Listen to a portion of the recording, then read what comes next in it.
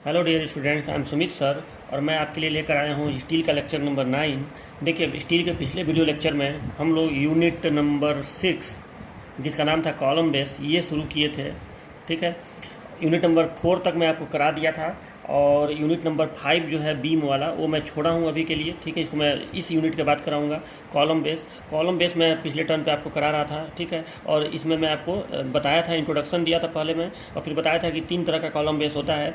एक होता है स्लैब बेस, ठीक है, दूसरा होता है गसेटेड बेस और तीसरा होता है ग्रिलेज फाउंडेशन। ठीक है, ये 3 तरह का मैं आपको बताया था। इसमें मैं आपको तीनों का डिफिनीशन वगैरह, फिगर वगैरह सब आपको बताया था मैं। और उसके बाद ये मैंने यही बताया था आपको कि डिज़ाइन जो है इसका और इसका आपको पढ़ना है। ज़्यादातर यही वाला एग्ज़ाम में पूछा जाता है। इसको हम लोग कहते हैं सिंपल कॉलम बेस। ठीक है, तो इसका ज़्यादा क्वेश्चन आता है एग्जाम में, लेकिन गसेटेड भी आपको पढ़ना है, ये भी सिलेबस में है। ठीक है, और ग्रिलेज फाउंडेशन आपके सिलेबस में, मतलब इसका डिज़ाइन आपको नहीं पढ़ना है, बस आपको इंट्रोडक्शन ले लेना है। ठीक है, तो ये तो हो गया है। तो आज जो है हम लोग इसका डिज़ाइन मैं पीरियड टर्न पर आपको पढ़ा दिया था, स्लैब बेस का, और न्यूमेरिकल भी करवा दिया था। आज के इस लेक्चर में गसेटेड बेस वाला जो कॉलम बेस होता है उसका मैं आपको डिज़ाइन बताऊँगा, स्टेप बताऊंगा डिज़ाइन का, और फिर आपको इसका न्यूमेरिकल करवाऊंगा और इस यूनिट को खत्म कर दूंगा, यूनिट नंबर 6 को। और जब ये खत्म हो जाएगा तो नेक्स्ट लेक्चर में आपको यूनिट नंबर 5 शुरू करूंगा। ठीक है, जो थोड़ा सा लेंदी है और बहुत इंपॉर्टेंट भी है, ये बीम वाला जो चैप्टर है, तो इसको मैं कराऊंगा। ठीक है, टोटल 8 यूनिट है आपका, तो इस तरह से 6 यूनिट पूरा कंप्लीट हो जाएगा। ठीक है, और अब चलिए शुरू करते हैं इसको, डिज़ाइन ऑफ गसेटेड बेस। ये फिगर जो है आपको याद होगा गसेटेड बेस वाले का। ठीक है, ये जो है आई सेक्शन का एक कॉलम दिखाया गया है, और गसेटेड बेस वाले में ये जो नीचे आपका दिखाया गया है इसको हम लोग बेस प्लेट कहते हैं, बेस प्लेट। और गसेटेड बेस वाले में मेन ये होता है कि यहाँ पे बगल में गसेट प्लेट लगाया जाता है। ये गसेट प्लेट है इस साइड में भी और इस साइड में भी, मतलब ये जो कॉलम का फ्लैंज है उसके साथ ये गसेट प्लेट कसा गया है। ठीक है, और इसके बाद गसेट प्लेट के दोनों तरफ एंगल सेक्शन लगाया जाता है जिसे हम लोग कहते हैं गसेट एंगल। ठीक है, ये गसेट एंगल कहलाता है। और ये सारा जो है ये बेस प्लेट पे रहता है, और बेस प्लेट कंक्रीट ब्लॉक पे रहता है। ठीक है, ये सब तो आपको क्लियर होगा। हल्का सा यहाँ पे एंगल सेक्शन के बाद हल्का सा यहाँ पे बेस प्लेट का थोड़ा सा मतलब प्रोजेक्शन रहता है। मतलब अब ये नहीं है कि एकदम एंगल सेक्शन आके इस पे टच रहेगा, हल्का सा यहाँ पे एक प्रोजेक्शन, आप समझ रहे होंगे ना इसको, हल्का सा यहाँ पे बेस प्लेट का थोड़ा सा प्रोजेक्शन रहता है, मतलब थोड़ा सा ये बाहर निकला होना चाहिए। तो वही सब जो डिज़ाइन में बताना है, और हमें इसकी मोटाई वगैरह बतानी है, बेस प्लेट का, इस गसेट प्लेट का हाइट बताना है, यही सब डिज़ाइन का मतलब होता है। नंबर ऑफ रिविट वगैरह निकालने हैं। इसका डिज़ाइन पिछले वाले जो डिज़ाइन था स्लैब बेस वाला उसकी तुलना में थोड़ा सा टफ है। ठीक है, तो अभी मैं आपको बताऊंगा कि कैसे आप इसका डिज़ाइन करेंगे। तो ये उसका फिगर है। ठीक है, और इसके नीचे इसी का यहाँ पे आप देखिए तो फ्रंट व्यू और साइड व्यू यहाँ पे दिखाया गया है। तो ये तो मैं आपको पढ़ाया भी था, बस मैं आपको एक बार फिर दिखा दे रहा हूँ ताकि आपको एक बार रिवाइज रहे कि हमें क्या करना है। ठीक है, हमें मेन देखो, हमें 3 चीज़ों की डिज़ाइन करनी है। जब इसका हम डिज़ाइन करेंगे तो वैसे तो देखो मेनली 2 ही चीज़ का करना होता है, एक आपका बेस प्लेट का और एक गसेट प्लेट का, लेकिन कंक्रीट ब्लॉक का भी कर देंगे, उसमें कोई दिक्कत नहीं है। तो हम 3 चीज़ का डिज़ाइन आपको करेंगे गसेटेड बेस वाले में भी। किसका किसका, एक बेस प्लेट का डिज़ाइन करेंगे, बेस प्लेट का, दूसरा गसेट प्लेट का डिज़ाइन करेंगे, और तीसरा इस कंक्रीट ब्लॉक का डिज़ाइन करेंगे। डिज़ाइन का मतलब क्या होगा, तो इसका डायमेंशन, मतलब ये यल कितना होगा, बी कितना होगा, इसका ये मोटाई कितना होगा, ये सब पता करेंगे। ठीक है, उसी तरह से हम लोग गसेट प्लेट का पता करेंगे। तो गसेट प्लेट का देखो, मोटाई का डिज़ाइन तो नहीं करते हैं, मोटाई तो अंदाज से ले लेते हैं। ठीक है, गसेट प्लेट का डिज़ाइन का मतलब ये हाइट बताएंगे हम लोग कि ये कितना ऊंचा होगा। ठीक है,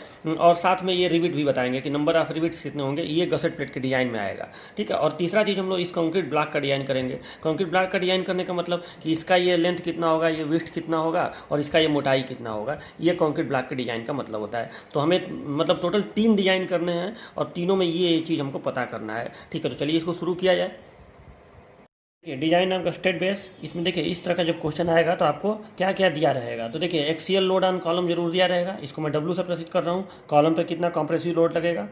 बियरिंग कैपेसिटी ऑफ कंक्रीट, इसको मैं सिग्मा सी से प्रस्तुत कर रहा हूँ और ये आपको दिया रहेगा। जनरली ये 4 किलो न्यूटन पर मीटर स्क्वायर होता है, ये बियरिंग कैपेसिटी ऑफ कंक्रीट। ठीक है, बियरिंग कैपेसिटी का मतलब क्या हुआ कि मतलब कितना अधिकतम प्रेशर या कितना प्रेशर सुरक्षापूर्वक कंक्रीट सहन कर लेगा। मतलब उससे ज़्यादा प्रेशर होने पर, इससे बियरिंग कैपेसिटी ज़्यादा प्रेशर होने पर जो भी चीज़ उस पर रखा रहेगा वो धंसने लगेगा कंक्रीट में। तो ये आपको दिया रहेगा। ठीक है, चलो ये हो गया। इसको हिंदी में कहते हैं सुरक्षित धारण क्षमता, ठीक है, या अनुमन्य धारण क्षमता, ठीक है, बियरिंग कैपेसिटी ऑफ कंक्रीट। इसको आप ऐसे भी लिख सकते हैं permissible bearing capacity of concrete या safe bearing capacity of concrete, आप जो भी लिखिए, बस हमको यहाँ समझने से मतलब है। तो इसको सिग्मा सी आपको दिया रहेगा। चलिए, बियरिंग कैपेसिटी ऑफ सॉइल दिया रहेगा, मतलब मिट्टी जो है फाउंडेशन जो कंक्रीट ब्लॉक के नीचे की मिट्टी है वो कितना अधिकतम प्रेशर सहन कर सकती है, वो आपको दिया रहेगा। जनरली अगर ये 9 दिया रहे तो ये 0.2 लिया जाता है, 0.2 किलो न्यूटन पर मीटर स्क्वायर, ठीक है। नहीं, ये थोड़ा सा ये लिया जाता है 0.2 न्यूटन पर mm स्क्वायर, ये ऐसे लिया जाता है, ठीक है, 0.2 न्यूटन पर mm स्क्वायर। और उसको कितना लिया जाता है, उसको 4 लिया जाता है, 4 न्यूटन पर mm स्क्वायर, ठीक है। इसको 4 न्यूटन पर mm स्क्वायर सिग्मा सी, और ये 0.2 न्यूटन पर mm स्क्वायर इतना लिया जाता है, ठीक है। अगर ना दिया हो तब इसके बाद आपको कॉलम के सेक्शन का डिटेल दिया रहेगा, मतलब कॉलम आई सेक्शन का है, ठीक है, उसका साइज कितना है ये सब आपको दिया रहेगा। जैसे आई सेक्शन का कॉलम है तो आपको ये बताएगा कि ISWB IS कौन सा है, ये सब आपको बताएगा, ये आपको बताएगा कितना है, ठीक है। और इसके ऊपर एक कवर प्लेट वगैरह भी जनरली लगा ही रहता है, तो ये भी आपको बताएगा कि कितना मोटा ये कवर प्लेट लगाया गया है, उसका साइज़ कितना है। इसको ऐसे लिखा रहेगा इतना गुणे इतना, मतलब लंबा वाला ये हो जाएगा और पतला वाला जो है वो मोटाई हो जाएगी। तो ऐसे आपको लिखा रहेगा कवर प्लेट का भी। तो मैंने कॉलम सेक्शन डिटेल दिया रहेगा। चलो, और इसमें क्वेश्चन में करना क्या है, तो आपको डिजाइन करना है किसका किसका, तो बेस प्लेट का, गसेट प्लेट का और कंक्रीट ब्लॉक का। बताया हूँ ना बेस प्लेट क्या होता है, ठीक है, जिसके ऊपर कॉलम रखा रहता है। गसेट प्लेट बताया हूँ अगल बगल वाला जो फ्लैंज से कसा रहता है, और कंक्रीट ब्लॉक तो नीचे रहता ही है, ठीक है। तो ये 3 चीज़ों का आपको डिजाइन करना है। तो चलिए, सबसे पहले बेस प्लेट का डिजाइन देखिए कैसे होगा। बेस प्लेट का डिजाइन में हम लोग पहला काम ये करेंगे कि इसका एरिया निकालेंगे, एरिया ऑफ बेस प्लेट, ठीक है, ये तुरंत निकल जाएगा। एरिया बेस प्लेट का एरिया कितना होना चाहिए। चलो, इसको मैं मान लो ए लिख रहा हूँ, तो ये कैसे निकलेगा, तो सीधी सी बात है कि आपको मैं पिछले टर्म पे बताया था कि प्रेशर इज इक्वल टू होता है load upon area, pressure is equal to load upon area. तो अगर आपको एरिया निकालना हो तो area is equal to, area इधर चला गया, लोड अपान प्रेशर। प्रेशर का मतलब यहाँ पे बियरिंग कैपेसिटी है, ठीक है। तो लोड यानी एक्सियल लोड, तो ये हो गया W अपान सिग्मा सी, क्योंकि बेस प्लेट को किस पे रखना है, कंक्रीट पे। तो कंक्रीट का कितना अधिकतम प्रेशर सहन करने की क्षमता है वो आप यहाँ पे इस्तेमाल कर लीजिए, ठीक है। कंक्रीट कितना प्रेशर सफलतापूर्वक सहन कर सकता है उसका आप यहाँ पे प्रयोग कर लीजिए।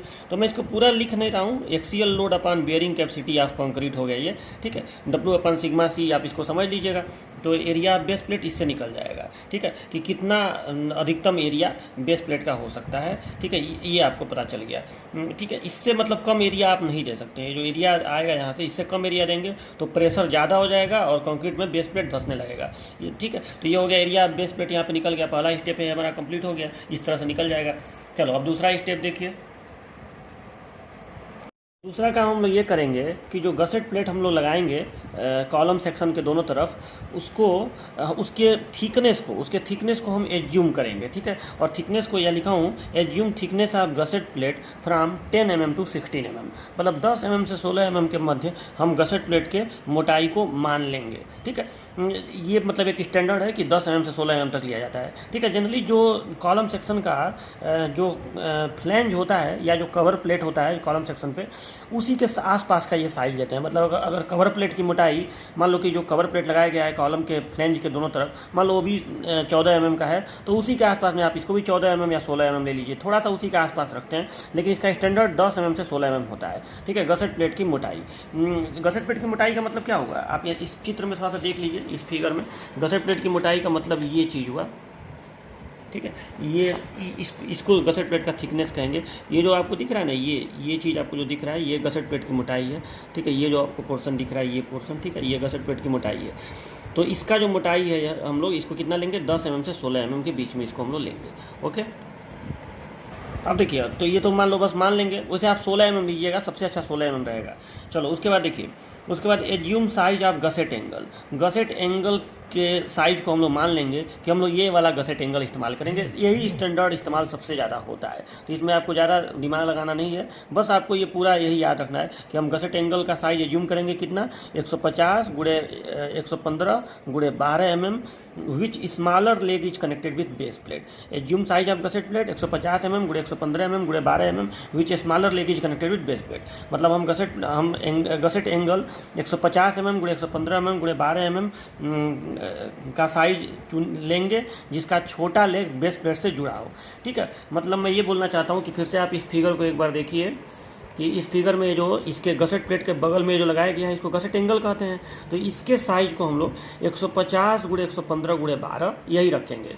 और इसका ये जो है, ये जो छोटा वाला लेग आपको दिख रहा है, ये बेस प्लेट से जुड़ा रहेगा। मतलब 115 वाला जो लेग है वो बेस प्लेट से जुड़ा रहेगा, और जो बड़ा वाला लेग है 150 वाला वो इससे गसेट प्लेट से जुड़ा रहेगा।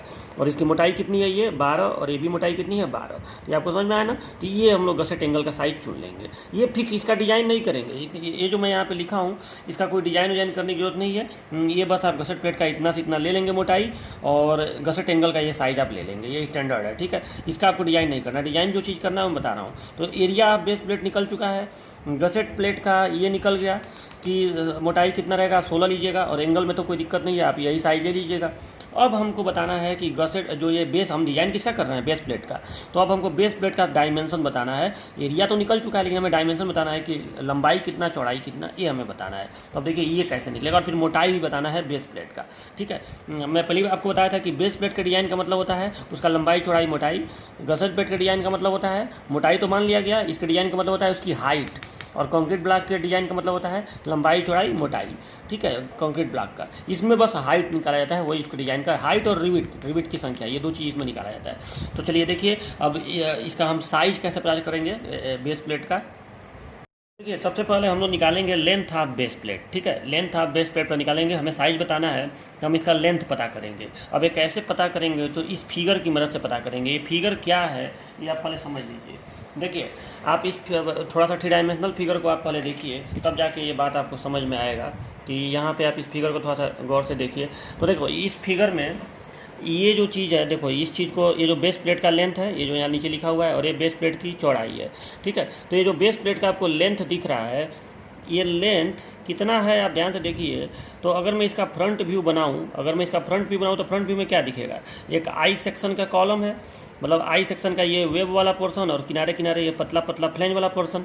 उसके बगल में, चूँकि क्वेश्चन में जनरली कवर प्लेट भी इसमें, इस मैंने फिगर में अभी कवर प्लेट नहीं लगाया गया है, लेकिन क्वेश्चन में जनरली इसके दोनों तरफ कवर प्लेट भी एक लगा रहता है। ठीक है, तो कवर प्लेट है, और फिर उसके बाद ये गसेट प्लेट है दोनों तरफ, और फिर ये एंगल सेक्शन है।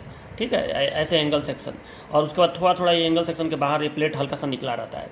तो देखो अगर मैं इसका फ्रंट व्यू बनाऊँ इधर से देखने पर, मतलब इस साइड से देखने पर, तो ऐसा व्यू आपको नज़र आएगा कि नहीं, आप देखिए तो ज़रा, देखो ऐसा ही व्यू नज़र आएगा। ये जो है, ये यहाँ से यहाँ, ये जो चीज़ दिखाया गया है, ये वाला ब्लैक लाइन, ये पूरा कॉलम सेक्शन है ये। ठीक है, यहाँ से लेकर यहाँ तक ये पूरा कॉलम सेक्शन है, आई सेक्शन वाला कॉलम है। ये वेब है और ये फ्लैंज है। अगर आप सामने से देखेंगे तो ऐसा ही तो दिखेगा कि ये जो पतली पतली पट्टियाँ दिख रही हैं ये फ्लैंज है, और ये पूरा वेब है। तो ये यहाँ से लेकर यहाँ तक ये हो गया आई सेक्शन का कॉलम। बगल में ये कवर प्लेट दिखाया गया है, जो नीली लाइन है ये कवर प्लेट वाली लाइन है। ठीक है, ये कवर प्लेट हो गया, और उसके बाद ये जो रेड आपको दिखाया गया है गसेट प्लेट है। ठीक है, आप देखिए इस फिगर में, तो जो गसेट प्लेट है हल्का सा नीचे है कि नहीं, हल्का सा, मतलब सामने से आप देखेंगे तो आई सेक्शन के बगल में जो कवर प्लेट रहेगा, कवर प्लेट तो देखो एकदम कॉलम के साथ साथ रहता है। ठीक है, मतलब ये अगर आई सेक्शन का ऐसे ऊपर से मैं बनाऊँ इसको, तो अगर ये आई सेक्शन का कॉलम है तो कवर प्लेट इसी के साथ तो ऐसे जुड़ा रहता है, ऐसे कवर प्लेट जुड़ा रहता है इस तरह से ऐसे। ठीक है, तो थोड़ा सा ड्राइंग को आपको समझना पड़ेगा।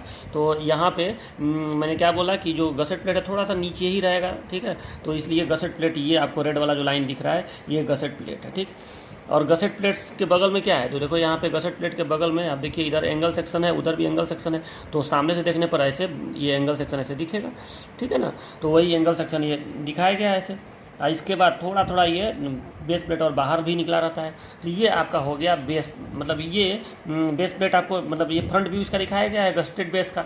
तो अब मुझे ये आपको बताना है कि इसको मैं कह रहा हूँ बेस प्लेट का लेंथ, और इसमें विड्थ भी होगा। ठीक है, जो अभी इस फिगर में नहीं दिखेगा, वो 3 डायमेंशनल फिगर में आप देख सकते हैं कि ये जो है ये विड्थ है। ठीक है, ये विड्थ है और ये जो है लेंथ है। तो लेंथ कैलकुलेट हो सकता है कि नहीं बताओ। अगर आपको कॉलम सेक्शन का डिटेल क्वेश्चन में दिया रहेगा, मतलब यहाँ से यहाँ तक का साइज कितना ही आपको दिया रहेगा। गसेट प्लेट की ये मोटाई जो है ये आप मान ही लिए 16 mm मान लिए। अच्छा, और ये जो एंगल है, इस एंगल का भी मोटाई आप यहाँ मान लिए 12। नहीं, ये कवर प्लेट है ना, ये सॉरी ये कवर प्लेट है, तो ये कवर प्लेट का मोटाई भी आपको दिया ही रहेगा। फिर ये रेड वाला गसेट प्लेट है, तो ये मोटाई आप मान ही लिए 16, और ये एंगल है, एंगल की मोटाई आप जान ही रहे हैं कितना है, ठीक है। तो एंगल का ये मोटाई, और यहाँ मोटाई से मतलब नहीं है, आप एंगल का वाला साइज तो जान ही रहे हैं कितना है 115, ठीक है। तो यहाँ से यहाँ तक का लेंथ कितना होगा, ये बड़े आराम से निकल सकता है। तो पहले आप क्या करिए कि आप लेंथ ऑफ बेस प्लेट में यहाँ से यहाँ तक का लेंथ निकाल लीजिए, जो आएगा उसको थोड़ा सा बढ़ा लीजिएगा, जिससे ये दोनों तरफ किनारे किनारे थोड़ा सा निकल जाए, तो इससे आपको टोटल लेंथ का आइडिया हो जाएगा। बात समझ में आया कि नहीं? तो लेंथ ऑफ बेस प्लेट कैसे निकलेगा, तो देखिए यहाँ पर मैंने लिख दिया है कि आप कैसे लेंथ ऑफ बेस प्लेट कैसे निकालेंगे, मैंने यहाँ पे लिख दिया है। तो देखिए लिखा हूँ मैं, सबसे पहले डेप्थ ऑफ कॉलम मतलब यहाँ से यहाँ तक का, ठीक है, ये डेप्थ ऑफ कॉलम होगा, ये आपको दिया ही रहेगा, ठीक है। उसके बाद 2 into thickness of cover plate. तो देखिए ये कवर प्लेट है ना, ये जो आपको ब्लैक वाली लाइन दिख रही है, देखो इसको थोड़ा सा मैं, ये तो कॉलम है ना, यहाँ तक नहीं रहेगा, ये यहाँ तक रहेगा, ठीक है। ये है कवर प्लेट, ठीक है, ये तो कॉलम है। चलो, तो ये आपको क्या करना पड़ेगा, 2 into thickness of cover plate, क्योंकि ये कवर प्लेट है तो इधर भी, और ये कवर प्लेट है ना यहाँ ये वाला, तो इधर भी, तो 2 into thickness of cover plate कर दीजिए, plus 2 into thickness of gusset plate. देखो ये गसेट प्लेट है और ये गसेट प्लेट है, तो 2 into thickness of gusset plate, अब plus 2 into size of smaller leg of angle. मतलब ये जो एंगल है इधर भी और इधर भी, तो इसके स्मॉलर लेग में 2 का गुणा करके आप टोटल यल, मतलब टोटल यहाँ से यहाँ तक का यल निकल जाएगा, ठीक है। और जो आएगा, मान लो कि आ गया 544, तो आप उसको 550 ले लीजिएगा, मतलब थोड़ा सा उसको बढ़ा लीजिएगा, कम से कम उसको पूर्णांक बनाएंगे, मतलब 5 के गुणन में बनाएंगे उसको, 5 का गुणक बनाएंगे उसको, तो अपने आप को थोड़ा सा आपका अधिक हो जाएगा। 10 का गुणक बना लीजिएगा तो हो ही जाएगा। मतलब अब ऐसा नहीं, मान लो आ गया 549, तो आप 550 मत करिएगा, थोड़ा सा अब उसको कम से कम आप 549 आ गया तो आप उसको 560 कर दीजिएगा, ठीक है। मतलब थोड़ा थोड़ा ये ठीक ठाक अधिक हो, कम से कम 5 mm 6 mm तक हो ये, ठीक है। तो ऐसे आप बढ़ा लीजिएगा वो अंदाज से। तो ये जो आएगा, मतलब इस तरह से आपका यल निकल जाएगा। लेंथ आप यहाँ से यहाँ तक आपका जोड़ के आप यहीं से यहीं तक निकालेंगे, लेकिन उसको थोड़ा सा बढ़ा के आप लेंथ ऑफ बेस प्लेट निकाल लेंगे। समझ में आया ना? देखो इसमें हर चीज़ में लिख दिया है, ये कॉलम है, ये कवर प्लेट है, ये गसेट प्लेट है, यहाँ देखो लिखा हूँ ये बेस प्लेट है, ये गसेट एंगल कहलाता है, और ये कंक्रीट ब्लॉक है, ठीक है। तो ये और ये फार्मूला हो गया लेंथ ऑफ बेस प्लेट का। ये समझ में आया ना? Depth of column plus 2 into thickness of cover plate plus 2 into thickness of gusset plate plus 2 into size of smaller leg of angle, क्योंकि स्मॉलर लेग यहाँ पे बेस प्लेट से जोड़ा जाता है। तो ये आपका हो गया लेंथ ऑफ बेस प्लेट। चलो अब हमको बताना है विड्थ कितना होगा बेस प्लेट का, मतलब हमको ये चीज़ अब बताना है। आप इसमें इस फिगर में भी देखते रहिएगा कि हमारा अब ये लेंथ तो निकल गया यहाँ पे, देखो ये हमारा लेंथ निकल गया, ये चीज़, ठीक है। कैसे निकाला हमने, तो ये कॉलम का डेप्थ प्लस ये पूरा कॉलम का डेप्थ, इसमें कवर प्लेट नहीं है, ठीक है। तो 2 into thickness of cover plate plus 2 into thickness of gusset plate plus smaller leg of angle, और थोड़ा सा जो जोड़ने पाएगा उसको थोड़ा सा हम बड़ा कर लेंगे, तो हमारा ये यल, मैं इसको स्मॉल यल से दिखा रहा हूँ, ये लेंथ ऑफ हमारा बेस प्लेट निकल गया। अब हमें ये बताना है, और हमें पूरा एरिया बेस प्लेट का पता है, तो नहीं निकल जाएगा क्या? अगर एरिया में हम इस लेंथ का भाग दे दें तो ये चौड़ाई नहीं निकल जाएगी, तो बस बात खत्म, यही तो इतना कर देना है, तो विड्थ भी आ जाएगा बेस प्लेट का, ठीक है। तो चलो वही काम अब हमको करना है, तो अगला स्टेप हम यही निकालेंगे, विड्थ ऑफ बेस प्लेट। तो देखिए width of base plate, small B मैं लिख रहा हूँ, स्मॉल बी कैसे निकलेगा, तो स्मॉल कैपिटल ए जो एरिया ऑफ बेस प्लेट है, ठीक है, पूरा यहाँ पर आप नोट्स में लिख लीजिएगा, area of base plate upon length of base plate, तो इससे आपका ये चौड़ाई निकल जाएगा। और ये भी जो निकलेगा इसको भी आप एक सॉलिड नंबर, मतलब 10 का या 5 का गुणक बना लीजिएगा, ठीक है, ताकि एक सॉलिड नंबर हो जाए। और फिर नीचे लिख दीजिएगा 10 वी विल प्रोवाइड इतना गुणे इतना mm बेस प्लेट, मतलब जो आप यल लिए रहेंगे और जो बी लेंगे, मतलब बी निकलेगा वो नहीं, उसको थोड़ा सा सही संख्या बना लेंगे, और फिर उसको लिख देंगे कि जैसे ऐसे लिखेंगे, मान लो आ गया ये बी आ गया, सपोर्ट डेट आ गया, मान लो 413 आ गया, तो आप लिखेंगे इज इक्वल टू 415, तो ऐसे मतलब ऐसा हो गया। मतलब इसमें थोड़ा सा ही आप बढ़ा के लिखेंगे, इसमें बहुत ज़्यादा बढ़ाने की जरूरत नहीं है, ठीक है। अब आप देख लीजिएगा, वो आपका अपना डिसीजन है, थोड़ा सा एक सॉलिड सही संख्या यहाँ बना लीजिएगा, 5 का या 10 के गुणक में, तो ऐसे आपका बी निकल गया और यल भी निकल गया। एक बात और, अगर आप आयताकार बेस प्लेट का डिज़ाइन करते ना, तो आप सीधे जो एरिया निकला था इसका सीधे अरे अगर आप वर्गाकार बेस प्लेट का डिज़ाइन करते तो सीधे इसका वर्गमूल निकाल देते और आपको साई आ जाता और यल गुणे यल का आपका आ जाता, ठीक है।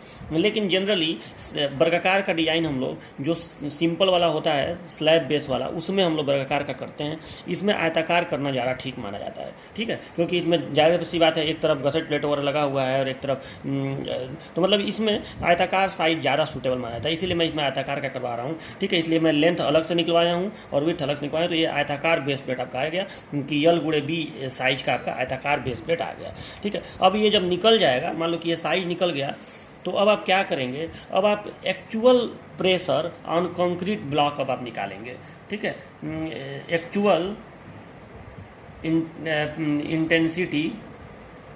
इंटेंसिटी ऑफ प्रेशर, ठीक है, मतलब एक्चुअल इंटेंसिटी ऑफ प्रेशर क्या होगा ये आप बताएंगे। मतलब मान लो कि अब आपका एरिया वहाँ पे जो यल निकला था उसको भी आपने थोड़ा सा मॉडिफाई कर लिया, यहाँ पे जो बी निकला इसको भी थोड़ा मॉडिफाई कर लिया, तो अब आपका यल गुणे बी आपने जो लिया, इस यल गुणे बी पर कितना प्रेशर आएगा ये आपको पता करना है। इसको चलो मैं ओमेगा से प्रसिद्ध कर रहा हूँ, तो ओमेगा इज इक्वल टू हो गया actual intensity of pressure, omega is equal to कितना हो जाएगा, तो pressure is equal to load upon area, तो डब्ल्यू अपान आप कर दीजिए यल इंटू बी जो आप चूज किए हैं, ये ध्यान दीजिएगा जो यल और जो बी आप चूज किए हैं वो आप इसका यहाँ इस्तेमाल कर देंगे, ठीक है। तो ये हो गया, या फिर मैं यहाँ पे लिख दे रहा हूँ omega is equal to W upon chosen area या कैलकुलेटेड एरिया लिख दे रहा हूँ, कैलकुलेटेड एरिया जो एरिया आप कैलकुलेट करके निकाले हैं कैलकुलेटेड एरिया, ठीक है। तो W is equal to W upon calculated area कितना हो गया, तो ये हो गया यल इंटू बी,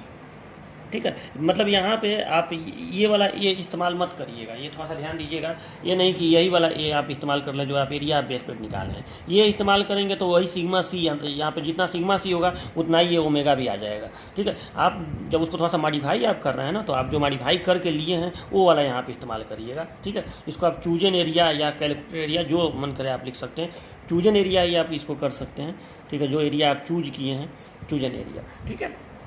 चलो, तो ये एक्चुअल इंटेंसिटी ऑफ प्रेशर हो गया, तो ये तो हमारा निकल गया यल और बी। अब हमें थिकनेस निकालना है। बेस प्लेट का अंतिम डिजाइन का पार्ट क्या होता है, थिकनेस, यही तो होता है। आप यल निकाल लिए या बी निकाल लिया, अब आप टी निकाल दीजिए कि बेस प्लेट की मोटाई कितनी होगी। मतलब ये जो बेस प्लेट है, ठीक है, आपने ये बता दिया कि इसका ये कितना होगा, ये कितना होगा, आप इसकी मोटाई भी बता दीजिए। चलो, तो मोटाई का देखिए क्या होता है, यही थोड़ा सा टफ स्टेप है बेस प्लेट की मोटाई निकालना। देखिए पिछले वाले में स्लैब बेस वाले में तो इसके लिए सीधे एक फार्मूला था, √3 ओमेगा वाला एक फार्मूला था ना करके, तो उससे आप निकाल देते थे स्मॉलर प्रोजेक्शन लार्जर प्रोजेक्शन का यूज करके। इसमें फार्मूला नहीं, इसमें फार्मूला प्रयोग नहीं करेंगे, इसमें थोड़ा अलग कॉन्सेप्ट यूज करेंगे, बेंडिंग मोमेंट का कॉन्सेप्ट यूज करेंगे, ठीक है, और थिकनेस निकालेंगे। तो हम लोग क्या निकालने जा रहे हैं, थिकनेस ऑफ बेस प्लेट, ठीक है, थिकनेस ऑफ बेस प्लेट ये हम लोग निकालने जा रहे हैं। इसको मैं टी से रिप्रेजेंट कर रहा हूँ, तो ये हम लोग टी निकालने जा रहे हैं। तो देखिए अब ये कैसे निकलेगा, ठीक है। देखिए थिकनेस ऑफ बेस प्लेट निकालने के लिए हम इस तरह से फिगर बनाएंगे। ये प्लान है, मतलब अभी मैं आपको ये वाला फिगर दिखाया था ना, ये एक तरह से सेक्शन था या आप कह सकते हैं एलिवेशन था। ये जो फिगर मैं बनाया था फ्रंट व्यू था, और अब ये जो मैं फिगर बनाया टॉप व्यू है, प्लान है, ठीक है। तो थिकनेस निकालने के लिए आपको इसकी ज़रूरत पड़ेगी। देखिए ये इसको भी मैं ज़रा दिखा दे रहा हूँ आपको कि ये कहाँ कैसे मैं बनाया हूँ। तो आप इस फिगर को ज़रा सा एक बार फिर गौर से देख लीजिए। ऊपर से देखने पर तो देखो यही ना मैं बोला हूँ स्मॉल यल है, तो ऊपर से देखने पर ये आई सेक्शन है, आई सेक्शन के बगल में कवर प्लेट भी है जो इस फिगर में नहीं है, और फिर आपका गसेट प्लेट है। ऊपर से देखने पर गसेट प्लेट ऐसे लंबा लंबा पट्टी दिखेगा, ठीक है, ऊपर से देखने पर। और फिर एंगल सेक्शन है, एंगल सेक्शन का ये जो लेग है उसके लिए एक लंबी पट्टी दिखेगी और इसके लिए समतल सरफेस दिखेगा। और बाद में ये जो किनारे का पोर्शन है इसको ओवर हेड कहा जाता है। ये जो किनारे का जो बेस प्लेट का जो भाग एंगल के थोड़ा सा आगे निकला हुआ उसको ओवर हेड कहा जाता है, तो वो आपको दिखेगा। तो बताओ ऐसे बनेगा कि नहीं, बताओ। देखो ये जो है आई सेक्शन है ऊपर से देखने पर, उसके बाद ये जो नीला से मैं दिखाया हूँ, आप एक ही कलर से सब बनाइएगा, ठीक है। तो ये जो नीले रंग से मैं दिखाया हूँ ये कवर प्लेट है, बस आपको दिखाने के लिए मैं अलग अलग कवर लगाया हूँ, ठीक है। तो ये आपका हो गया आई सेक्शन काला वाला, फिर उसके बाद ये कवर प्लेट हो गया, ठीक।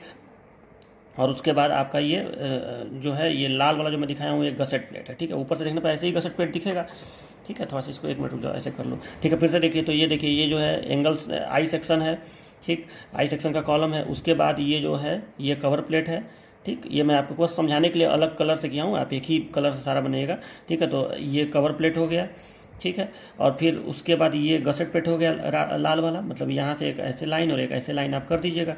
ये लाइन तो रहेगा ही, ये वाला कवर प्लेट ला, बस आप इसको इधर और इधर बढ़ा दीजिएगा और ये इधर ऐसे लंबा कर दीजिएगा। ये 16 mm वाला गसेट प्लेट है, ठीक है, ये कवर प्लेट है और ये आई सेक्शन है। उसके बगल में ये देखो, यहाँ से लेकर यहाँ तक ये एंगल है। ये एंगल का जो लेग है उसकी मोटाई है, जो लॉन्गर लेग है उसकी मोटाई है, और उसके बाद स्मॉलर लेग तो पूरा का पूरा नज़र आएगा ना ऊपर से देखने पर, ठीक है, वो है। और ये ओवरहेड है, जो बेस प्लेट का ये पोर्शन है ये ओवरहेड है। तो आप इस ड्राइंग को एक बार फिर से देखिए तो आपको क्लियर समझ में आएगा, ठीक है। ये जो है ऊपर से देखने पर आई सेक्शन के बगल में कवर प्लेट, फिर उसके बगल में ये गसेट प्लेट, ठीक है, और गसेट प्लेट के बगल में ये एंगल सेक्शन। देखिए एंगल सेक्शन, ये जो गसेट एंगल है और ये जो गसेट प्लेट है ये दोनों यहीं से शुरू होता है, मतलब एकदम यहाँ से बेस प्लेट के शुरू से लेकर लास्ट तक रहता है, पूरे चौड़ाई में ये रहता है, ठीक है। जबकि एंगल जो है वो थोड़े भीतर ही रहता है, पूरे प्लेट पर नहीं रहता है। उसके बगल में उसके ऊपर जो कवर प्लेट लगाया जाएगा वो भी पूरे शुरुआत से लास्ट तक नहीं रहता है। वही यहाँ पे दिखाया गया है कि यहाँ पे जो मतलब ये जो पूरा है ये बेस प्लेट है। तो बेस प्लेट में देखिए तो एंगल जो है ये जो आपका आई सेक्शन वाला कॉलम है ये बीच में है कहीं। उसके बाद ये और ये कवर प्लेट है, ये मतलब ये किनारे से टच नहीं रहता है। लेकिन जो गसेट प्लेट है वो पूरा शुरू से लेकर लास्ट तक, और जो एंगल सेक्शन है मतलब यहाँ से लेकर यहाँ तक ये पूरा शुरू से लेकर लास्ट तक, ठीक है। आपको ये थोड़ा सा नहीं समझ में आ रहा होगा, आपको मैं एक और ड्राइंग दिखा दे रहा हूँ जिसमें आपको थोड़ा सा और क्लियर समझ में आ जाएगा। देखिए ये वाला भी आप ड्राइंग देख सकते हैं। देखिए इस ड्राइंग में भी आप देखिए तो इसमें आपको क्लियर नज़र आ रहा होगा ना कि देखो ये एंगल सेक्शन है, इसमें भी कवर प्लेट नहीं लगा हुआ है। लेकिन ये देखिए ये जो गसेट प्लेट है एकदम बेस प्लेट के शुरू से लेकर लास्ट तक है, और ये जो एंगल है ये भी आपको दिख रहा होगा कि बेस प्लेट के एकदम स्टार्टिंग से लेकर अंत तक है ना ऐसा। तो ये आपका ऐसे दिखाया गया, तो ऊपर से देखने पर इस तरह से दिखेगा। ये गसेट प्लेट है, ठीक है। ये हाइट में पूरा नहीं होता है, यहाँ तक हाइट में कुछ ही दूर तक होता है कॉलम के, लेकिन बेस प्लेट के एकदम शुरू से लेकर लास्ट तक होता है, ठीक है। तो ये आपको समझ में आया हो। एक बात का ध्यान दीजिएगा कि आप ये जब बी निकालिएगा ना तो हो सकता है कि ये बी इस यल से ज़्यादा है, तो ये कंफ्यूज मत होइएगा। मतलब यहाँ पे ये मत रटिएगा कि चौड़ाई है तो लंबाई से कम ही आना चाहिए, ये रट के मत चलिएगा। कई बार ये चौड़ाई ही ज़्यादा आ जाता है, लंबाई ही कम आता है, ठीक है, बहुत बार ऐसा होता है। तो वैसे में जब एक फिगर बनाइएगा तो इसको थोड़ा छोटा रखिएगा, इसको लंबा कर दीजिएगा ऐसे, ठीक है। तो जैसे इस फिगर में दिखाया गया है, जैसे इस फिगर में आप देखिए तो इसमें यही ना दिखाया गया है कि इसमें यल ज़्यादा दिखाया गया है, बी को कम दिखाया गया, लेकिन ये जरूरी नहीं है। बहुत बार ज़्यादातर तो यही होता है कि यल कम होता है और ये बी बहुत ज़्यादा होता है, ठीक है। तो ऐसे में ये वाला पोर्शन ज़्यादा दिखेगा, ये और ये पोर्शन ये हिस्सा छोटा दिखेगा, ठीक है। ऐसे में ये वाला हिस्सा छोटा दिखेगा और ये वाला हिस्सा बड़ा दिखेगा, ठीक है। तो ये रटिएगा मत कि लंबाई और चौड़ाई वो जो भी आए आप उसको उसके हिसाब से बी और यल जो भी आए उसके हिसाब से चलिएगा, ठीक है। चौड़ाई बड़ा भी आ सकता है, ठीक है। तो चलो ये हो गया। अब देखिए अब हमें थिकनेस कैसे निकालना है। तो देखो बात ये है कि ये जो पूरा बेस प्लेट आपको दिख रहा है, इस पूरे बेस प्लेट पर प्रेशर आ रहा है, और प्रेशर आपको पता है ओमेगा, ये प्रेशर है इस पूरे बेस प्लेट पर आ रहा है। तो इस प्लेट पर जब ऊपर से प्रेशर लगेगा तो उतना ही, मतलब वो प्रेशर कंक्रीट पे आ रहा है ना, कंक्रीट ब्लॉक पे आ रहा है, तो कंक्रीट के द्वारा इस प्लेट पर ऊपर की ओर प्रेशर लगाया जाएगा। जितना प्रेशर ये कंक्रीट पे लगाएगा, ये जो बेस प्लेट है, उतना ही अपलिफ्ट प्रेशर उसको बोलते हैं, अपलिफ्ट, उतना ही अपलिफ्ट प्रेशर इस बेस प्लेट पर लगेगा, ठीक है, नीचे से। तो अब देखो इस बेस प्लेट पे जब नीचे से लगेगा तो ये जो बेस प्लेट है ये बेंड होगा, जाहिर सी बात है इसमें बेंडिंग आएगा। इसी बेंडिंग का मोमेंट का कॉन्सेप्ट यूज करके हम लोग थिकनेस निकालेंगे। तो अब रहा सवाल ये है कि बेंडिंग मोमेंट कहाँ पे सबसे ज़्यादा होगा, मतलब हम लोग किस सेक्शन को बेंडिंग मोमेंट, प्लेट ऐसे मान लो कि ये प्लेट, मेरा हाथ ये प्लेट है, ठीक है, तो ऐसे ये मुड़ने की कोशिश करेगा, तो मुड़ेगा तो कहाँ पे सबसे ज़्यादा ये मुड़ेगा, मतलब कहाँ पे बेंडिंग मोमेंट सबसे ज़्यादा होने की संभावना होगी, उसको हम कहेंगे क्रिटिकल सेक्शन। मतलब किस जगह पे हम क्रिटिकल सेक्शन लेंगे जहाँ पे हम बेंडिंग मोमेंट कैलकुलेट करेंगे। तो देखो यहाँ पे जाहिर सी बात है ये बीच में कॉलम है, तो कॉलम और कॉलम का ये जो होता है इसके अबाउट मोमेंट ऑफ इनर्शिया काफ़ी तगड़ा होता है, ठीक है। तो ये वाला बेंडिंग यहाँ पे होने की संभावना तो बहुत कम है, ठीक है। तो इस पोर्शन में चूंकि कॉलम है तो यहाँ पे बीच में तो ये प्लेट वैसे भी बेंड नहीं करेगा। सबसे ज़्यादा बेंडिंग जानते हैं कहाँ होता है? सबसे ज़्यादा बेंडिंग ये यहाँ पर होता है। जैसे आप ध्यान से देखिए तो यहाँ से यहाँ तक एंगल है ना, ये जो पूरा भाग आपको दिख रहा है ये एंगल है। तो एंगल का देखो ये एंगल सेक्शन जो है, एंगल सेक्शन मान लो ये ऐसे होता है एंगल सेक्शन कुछ, तो देखो इस पोर्शन को लंबा में आप देखें तो ऐसे एंगल सेक्शन होता ऐसे होता है ना एंगल सेक्शन, 3 डायमेंशनल व्यू अगर आप देखें तो इस चीज़ को हम लोग कहते हैं रूट। ये जो आपको चीज़ दिख रहा है इसको एंगल का रूट कहते हैं, रूट। ठीक है, तो ये जो रूट है ना, तो अब जब नीचे से प्रेशर लगेगा तो सबसे ज़्यादा बेंडिंग होने की संभावना, ऐसे जब प्रेशर इस पर लगता है तो ये एंगल सेक्शन जो है ऐसे यहाँ पे बेंड करता है, मतलब इसके इस एक्सिस के अबाउट इसका बेंडिंग होता है सबसे ज़्यादा। तो इसी ये जो गसेट एंगल है, इसका ये जो रूट है ना, इसी को हम लोग क्रिटिकल सेक्शन मान लेंगे। मतलब ऊपर से देखने पर अगर आप इस एंगल सेक्शन को ऊपर से देखें तो ऐसे दिखेगा ना, ये कि ऐसे लंबा में इस तरह से दिखेगा कि ये इसकी ऊपर वाली ये पट्टी हो गई, ये ऊपर वाली पट्टी हो गई ये, और ये इसका ये स्मॉलर वाला लेग हो गया ये पूरा। तो ये जो सेक्शन आपको दिख रहा है ये, इसी को हम लोग क्रिटिकल सेक्शन मान लेंगे। तो उसमें ये वाला, इसमें बताइए क्रिटिकल सेक्शन कहाँ पे हो जाएगा? तो इसमें क्रिटिकल सेक्शन यहाँ पे हो जाएगा। आप ध्यान से देखिए, तो ये क्रिटिकल सेक्शन हो जाएगा। देखो इसमें एंगल, ये तो कवर प्लेट है, ये नीला वाला ये गसेट प्लेट है, ये यहाँ से यहाँ तक एंगल है। ठीक है, तो ये एंगल का ऊपरी सिरा है। ठीक है, और ये उसका स्मॉलर लेग वाला है जो पूरा पूरा दिखेगा, और ये तो आउट स्टैंड है बेस प्लेट का।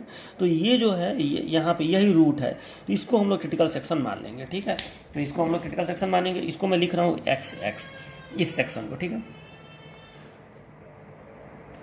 इसी को हम लोग क्रिटिकल सेक्शन मानेंगे, एक्स एक्स को। ठीक है, इसको इसमें भी जरा मैं दिखा दूं कि ये एक्स एक्स क्रिटिकल सेक्शन है। इस फिगर में भी जरा मैं दिखा दूं कि क्रिटिकल सेक्शन इसमें दिखाएंगे तो कहाँ पे होगा। तो देखो इस फिगर में अगर आप इसको दिखाएं तो ये क्रिटिकल सेक्शन है। देख लो यहाँ पे ये जो आपका एंगल दिख रहा है गसेट एंगल, इसका यही तो इसका रूट है यहाँ पे। तो ये चीज़ ये क्रिटिकल सेक्शन है, इसमें मैं रेड से दिखा दे रहा हूँ। ठीक है, ये जो है ये क्रिटिकल सेक्शन है। ये जो सर्फ ऐसे आएगा ये क्रिटिकल सेक्शन है एक्स एक्स। इसी फिगर में आप ये भी दिखा दीजिएगा, ये क्रिटिकल सेक्शन है एक्स। और उसमें आपको मैं दिखाया हूँ कि क्रिटिकल सेक्शन कहाँ पे है। ठीक है, तो देखिए यहाँ पे मैं इस बात को लिख दिया कि consider root of gusset angle as critical section shown by X X. मतलब गसेट एंगल के रूट को हम लोग क्रिटिकल सेक्शन मानेंगे जिसे एक्स एक्स द्वारा दर्शाया गया है। ठीक है, अच्छा एक बात और, ये जो लाइन है ना ये कंपटीशन के लिए इंपॉर्टेंट है। कई बार ये कंपटीशन में पूछा गया है कि यहाँ पे गसेटेड बेस में क्रिटिकल सेक्शन बेंडिंग मोमेंट का कहाँ पे लिया जाता है। ठीक है, मतलब कहाँ पे बेंडिंग मोमेंट माना निकाला जाता है। ठीक है, तो यहाँ पे आप याद रखिएगा कि जो रूट ऑफ गसेट एंगल होता है वहीं पे, इसको रूट ऑफ गसेट एंगल बोलते हैं। ठीक है, तो ये यहाँ पे समझ में आपको आ गया होगा। अब देखो, अब यहाँ पे हमको बताना है कि बेंडिंग मोमेंट कितना होगा। अब बेंडिंग मोमेंट निकालने के लिए हमको फोर्स चाहिए ना, मतलब जब ये प्लेट इस तरह से है तो इस जगह पे, मतलब यहाँ मान लो क्रिटिकल सेक्शन, तो इस जगह पे ऐसे हमको पता करना है कि कितना फोर्स इसको बेंड करेगा, वो उस फोर्स को पता करना है जिससे हम ये यहाँ पे बेंडिंग मोमेंट निकाल सकें। तो अब इसके लिए हम लोग क्या करेंगे, इस पूरे प्लेट पर नीचे से अपलिफ्ट प्रेशर लग रहा है। तो देखो इतने दूर के एरिया को मैं छायांकित कर रहा हूँ। ठीक है, इतने दूर के एरिया को हम लोग छायांकित करेंगे। तो देखिए मैंने छायांकित कर दिया। अब देखो ये जो छायांकित एरिया है ये कहीं ना कहीं नीचे से फोर्स लग रहा है, प्रेशर आ रहा है जो फोर्स डेवलप करेगा इस पर, तो कहीं ना कहीं, और ये ऐसे मुड़ेगा तो कहीं ना कहीं ये जो एरिया है ये कैंटिलीवर की तरह बिहेव करेगा। मतलब इस साइड में ये फिक्स्ड है, यहाँ पे ये रिविट वगैरह से फिक्स है, गसेट प्लेट से जो एंगल सेक्शन है वो गसेट प्लेट से फिक्स है, तो एक तरफ फिक्स है। और ये एक तरह से नहीं होता है कि लटका हुआ भाग है जिस पे नीचे से फोर्स लग रहा है और ये ऐसे मुड़ रहा है, तो कहीं ना कहीं ये कैंटिलीवर की तरह बिहेव करेगा। तो हम लोग उस कैंटिलीवर के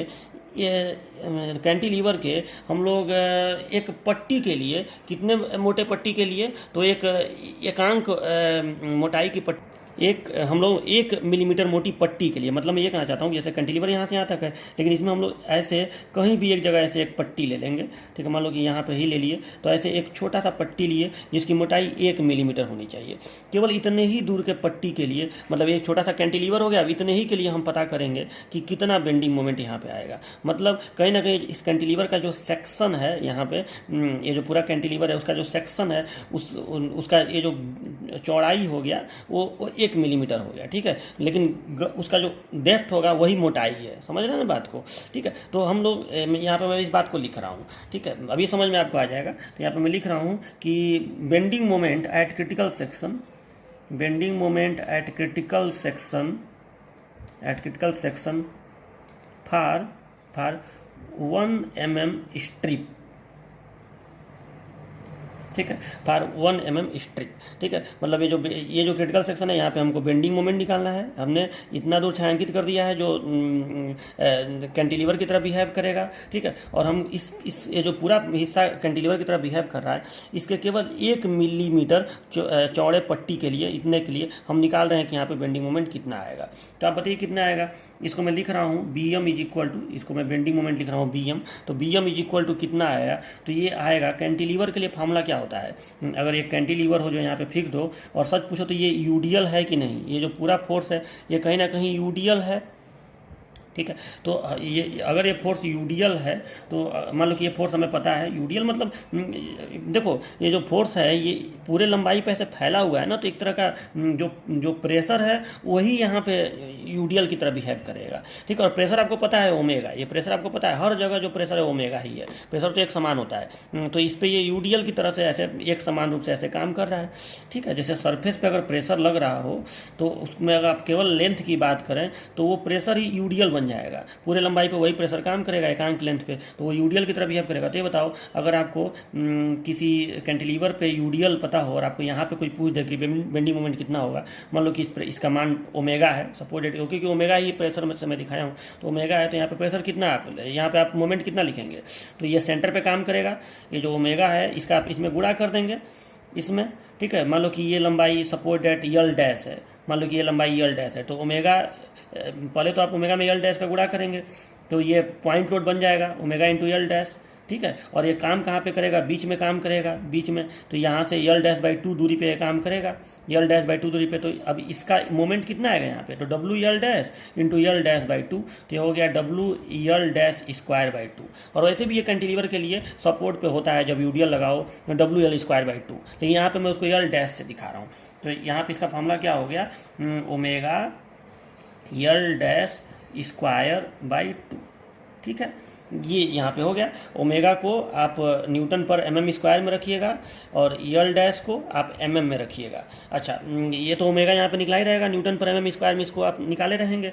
और यल डैश को आप कैसे निकालेंगे, तो देखो यल डैश क्या है, यहाँ से यहाँ तक का डिस्टेंस है, तो ये नहीं पता चल जाएगा क्या यहाँ से यहाँ तक का डिस्टेंस कितना है। अगर आपको ये टोटल यल पता है, टोटल यल, तो इस टोटल यल में से आप इतना को घटा दीजिए, इतना को यहाँ से लेकर यहाँ तक को, वो यहाँ निकला भी है, ये जो है ये यहाँ पे आप ये जो निकाले हैं आप 2 into thickness of cover plate plus 2 into thickness of gusset plate plus 2 into size of smaller leg of angle, ये सारा अगर आप वो कर दें तो आपको ये साइज पता चल जाएगा।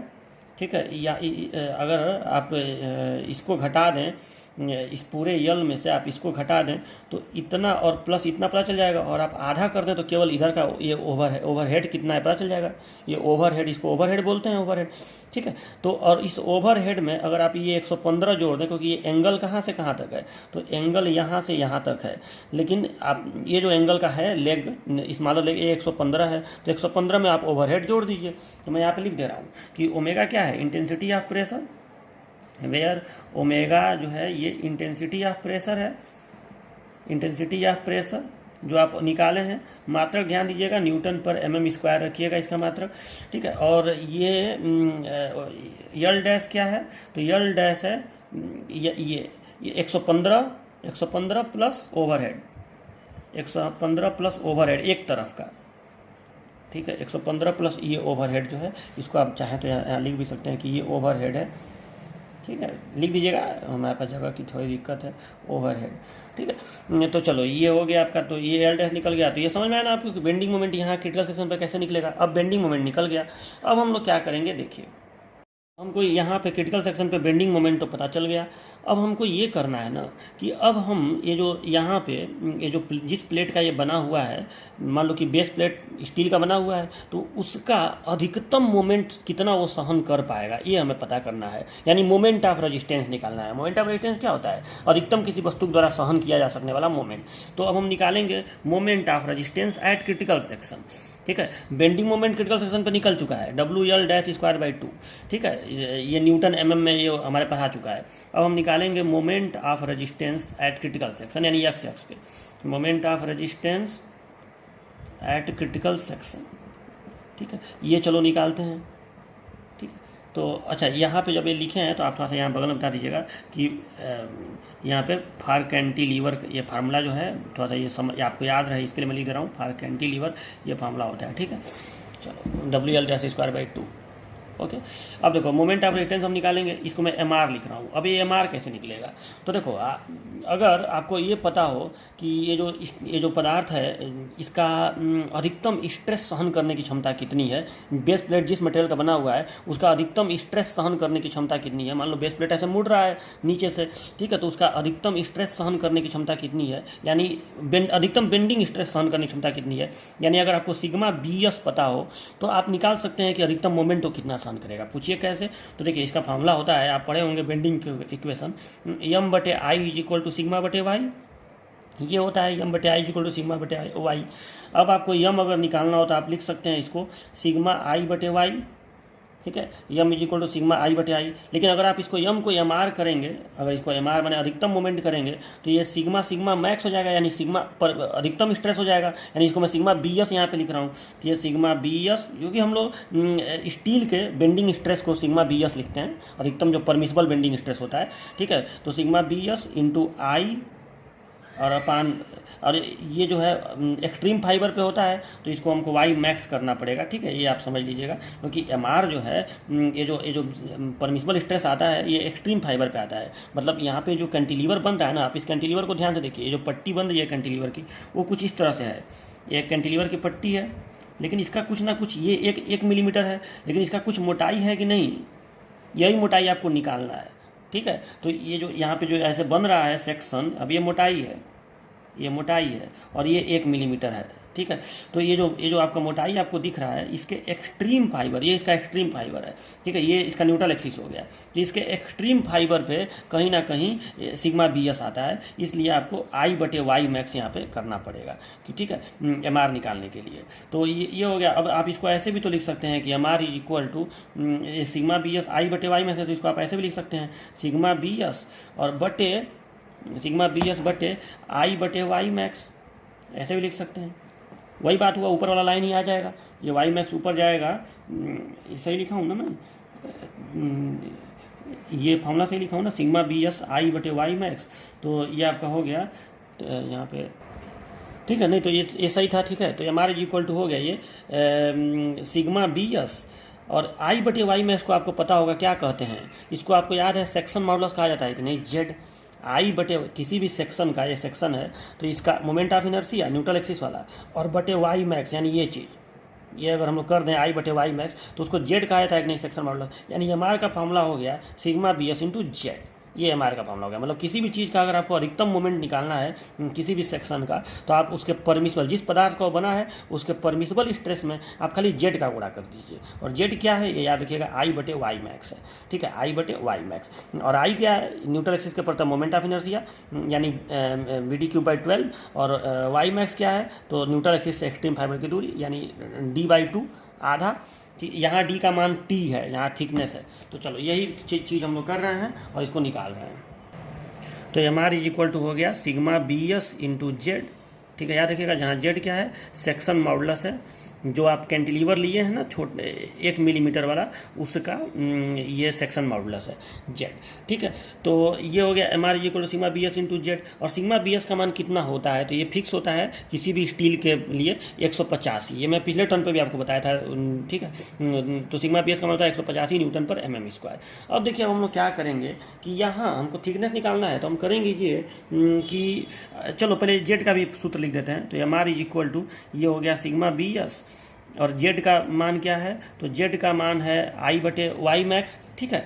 तो चलो अब ये बताओ, Z का मान अगर I/y मैक्स है तो इसको आप अलग से निकाल लीजिए, I/y मैक्स, I/y मैक्स।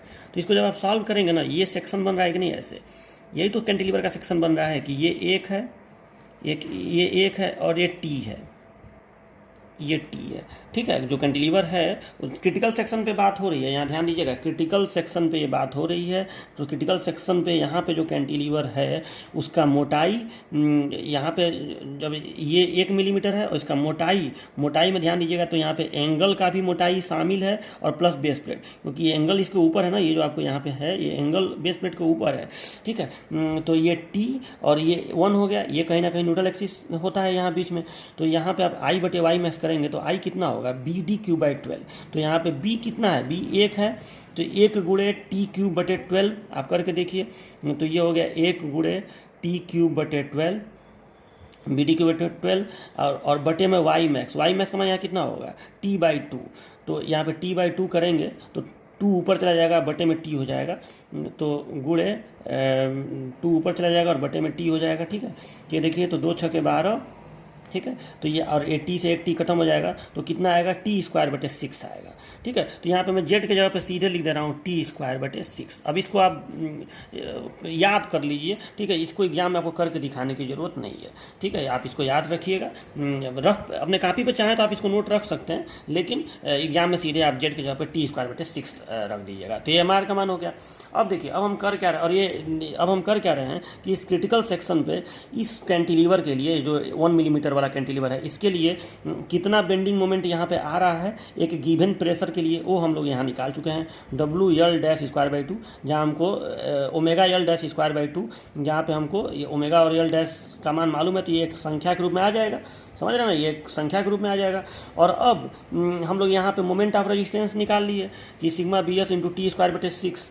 अब हम लोग क्यों ना दोनों को इक्वल कर दें, क्योंकि ये अधिकतम मोमेंट सहन करने की क्षमता है बेस प्लेट का, और रियल में मोमेंट लग कितना रहा है, इतना लग रहा है। तो अगर हम दोनों को इक्वल कर दें तो कितना मोटाई यहाँ पे चाहिए जिससे कंक्रीट फेल ना करे, मतलब जो कंक्रीट नहीं सॉरी जो बेस प्लेट है वो फेल ना करे, मतलब उसमें बेंडिंग ना हो। जब हमको मोमेंट ऑफ रेजिस्टेंस पता चल गया और ये मोमेंट लग रहा है तो हम दोनों को इक्वल कर दें तो न्यूनतम कितना मोटाई रहेगा तो ये बेंडिंग को सहन कर लेगा, ये हमें पता चल जाएगा, ठीक है। तो सीधी सी बात है, हम लिखेंगे नाउ हम क्या करेंगे, M R is equal to B M, मतलब moment of resistance is equal to applied bending moment critical section पे ही। तो दिस इम्प्लाई एम आर का सूत्र क्या है, तो एम आर का सूत्र है sigma B S into T square बटे 6, और बेंडिंग मोमेंट आपका निकल ही चुका है वहाँ पे, तो उसको मैं बी एम ही लिख रहा हूँ, वो निकल चुका है उधर।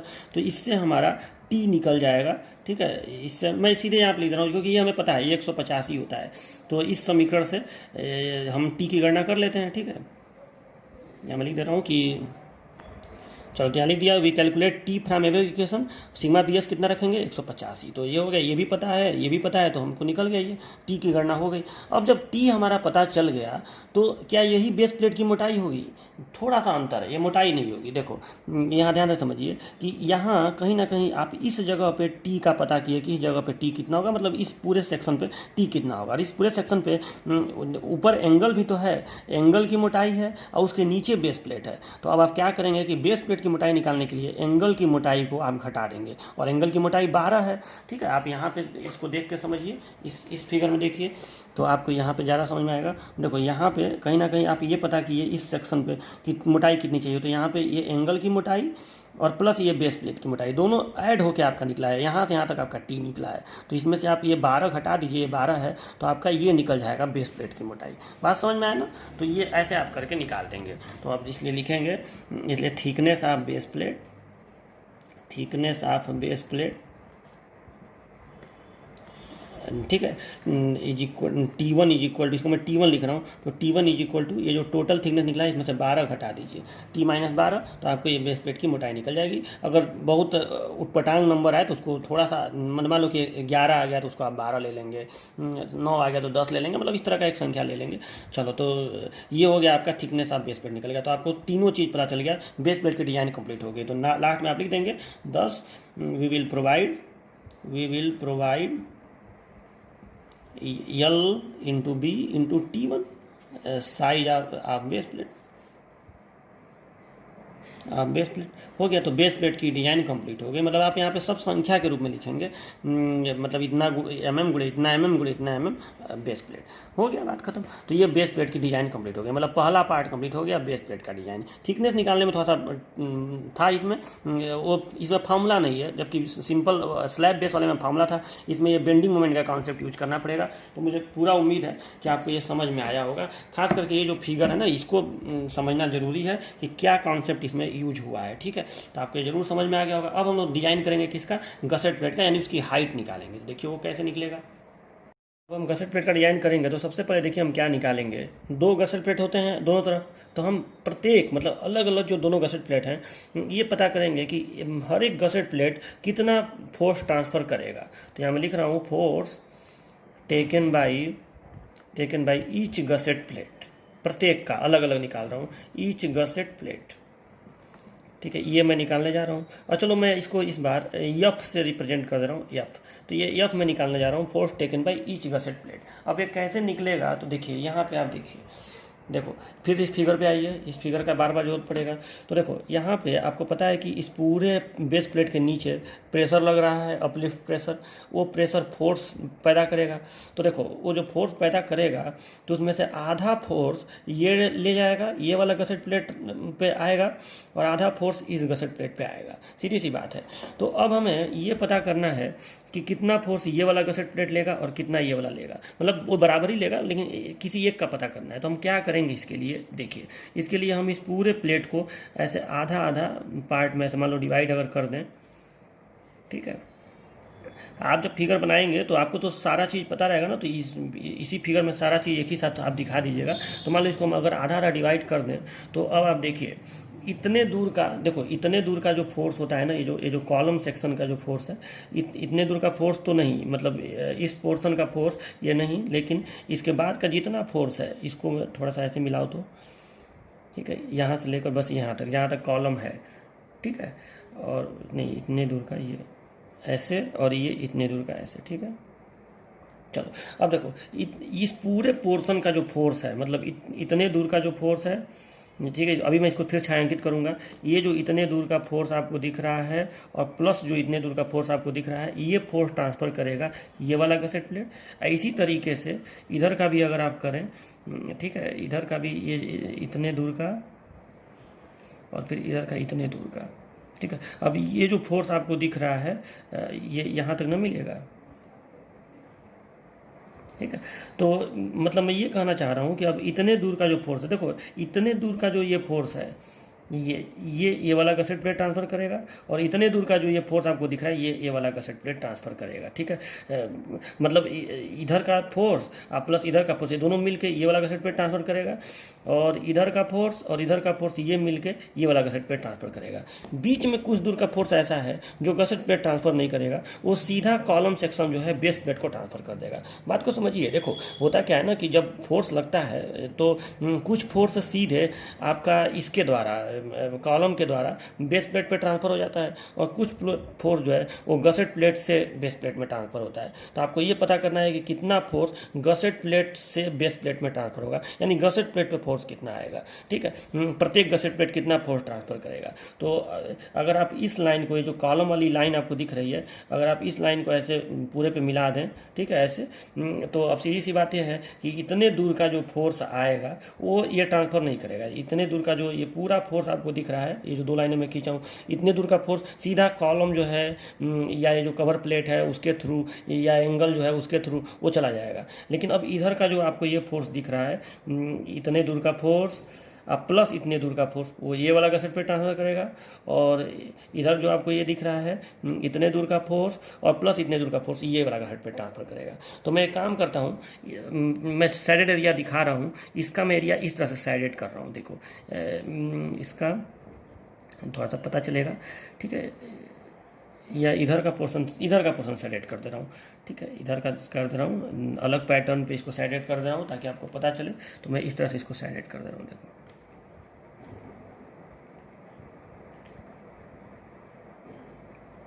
ठीक है, और फिर इधर का भी,